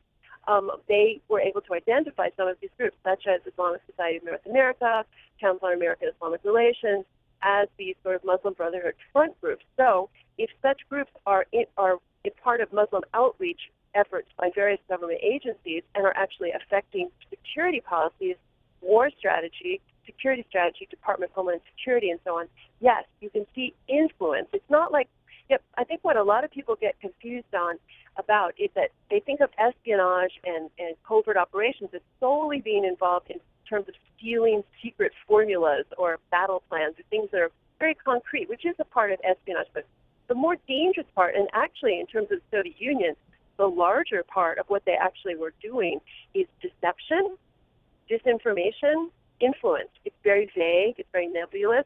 Very often it's a matter of inserting opinion, inserting influence. But it is part of an effort to subvert a policy-making chain. And so I try to look at today, and I try to look at the past. And that's why the book is called American Betrayal.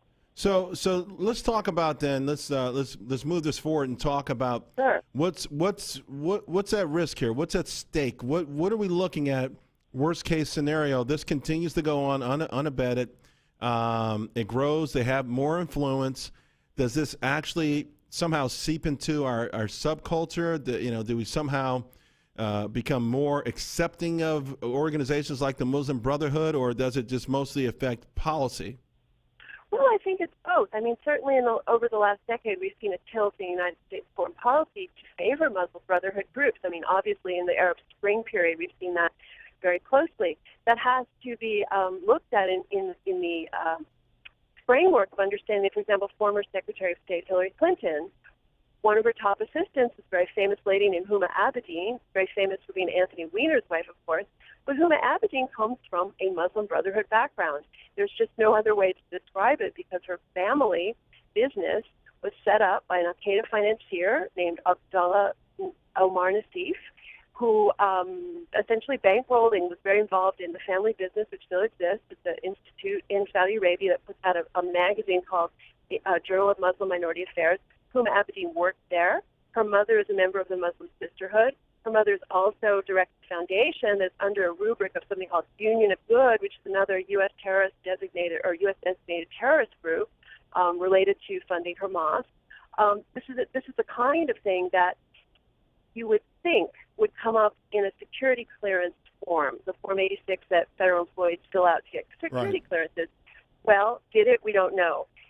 Should this be examined? I would say so, just to look at an example of influence. What is the influence on Hillary Clinton to tilt toward the Muslim Brotherhood that might come back to an aide like Huma Abedin, who's very close to her?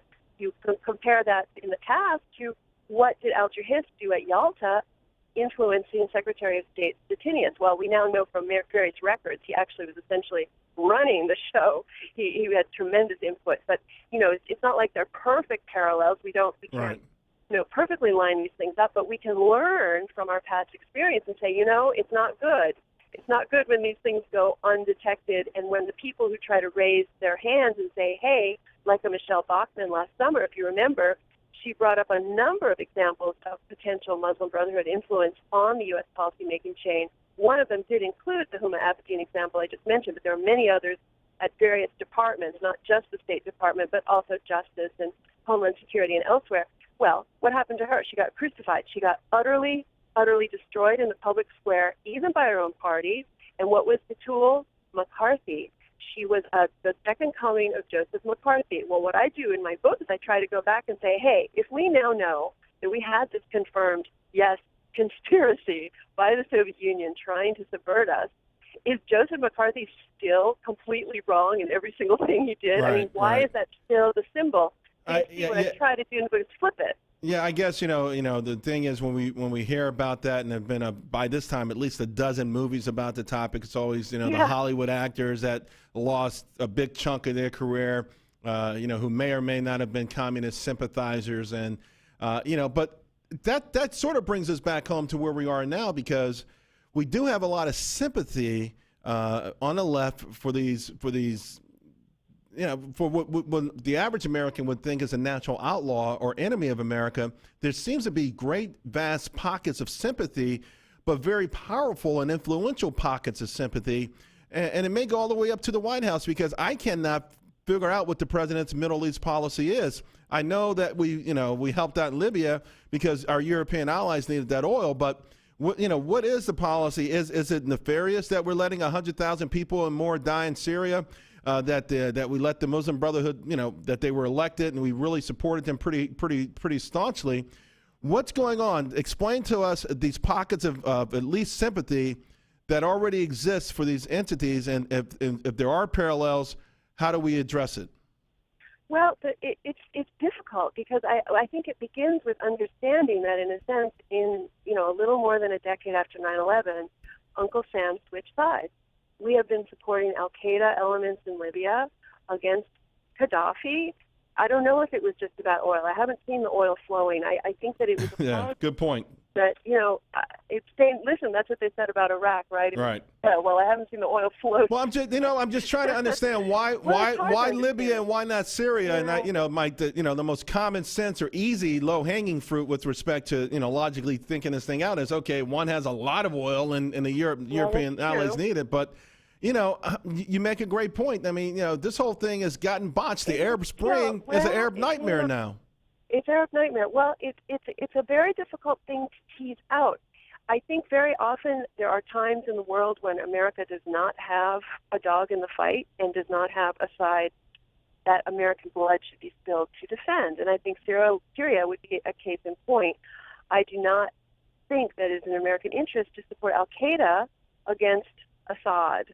It just doesn't strike me as a place to waste American blood. It seems like there are many. The interventionist strain in American politics, it's amazing it still remains so strong after what we've been through in Afghanistan. I mean, what have we achieved in Afghanistan? Again, I think it's time for a correction. I think it's time for a real honest national debate, which we have not had.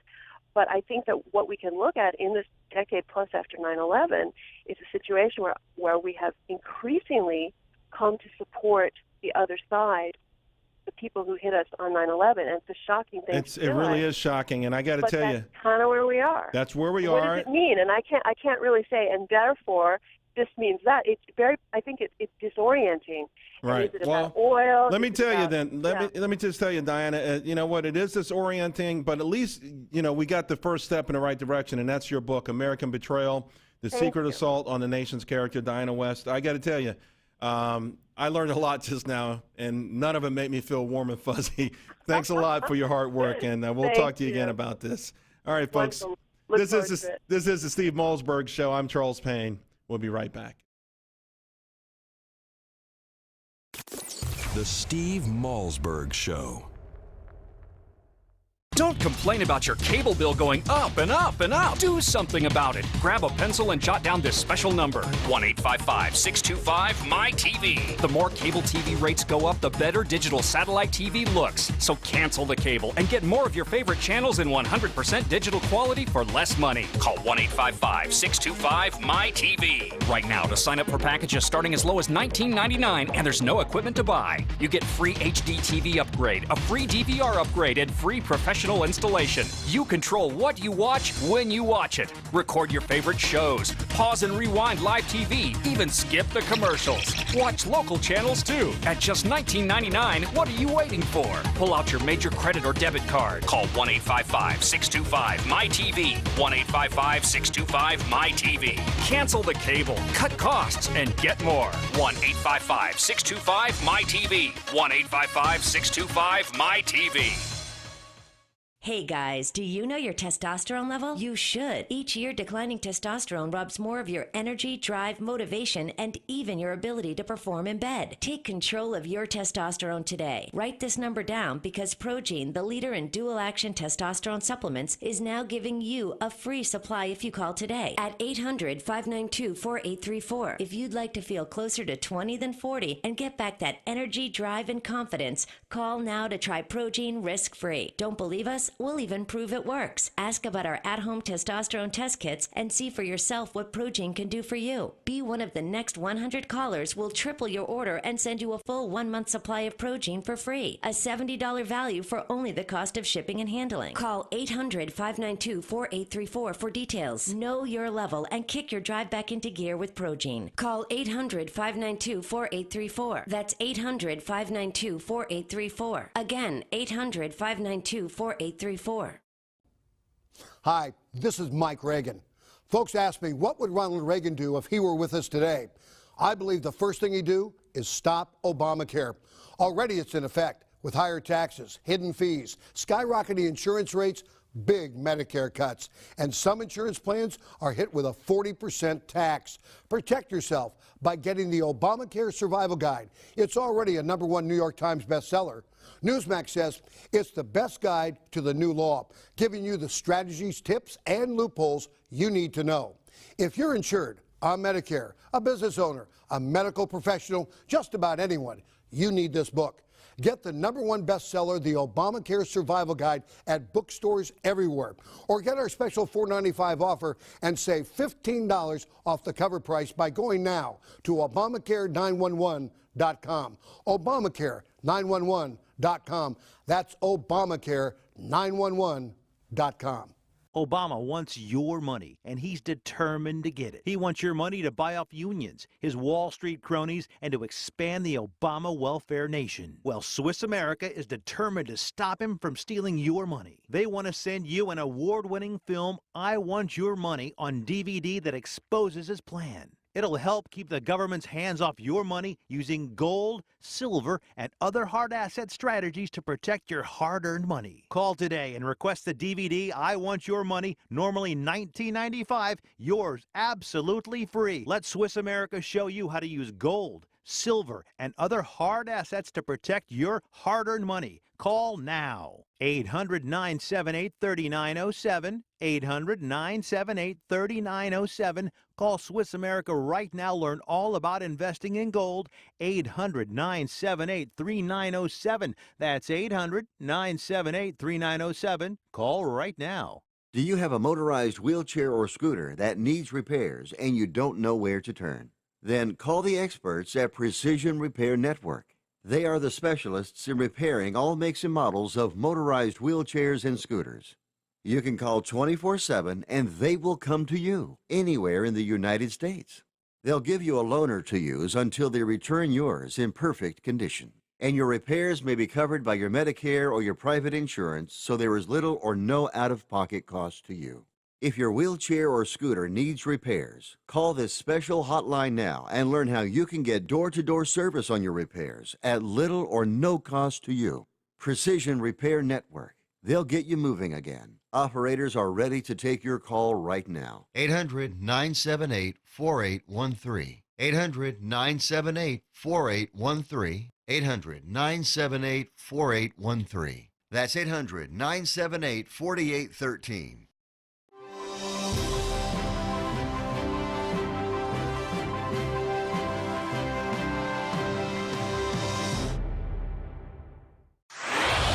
Microphones hot. Satellite link established. Studio lights illuminated. Cameras rolling. Audio and video encoders firing ones and zeros. Internet stream is streaming. The most technology advanced radio show is on the air. Here's the captain of this enterprise, Steve Malzberg.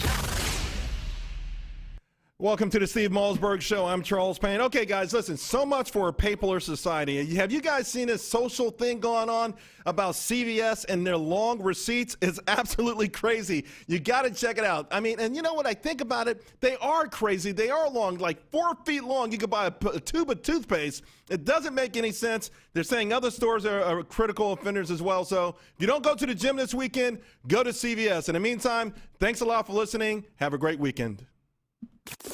The Steve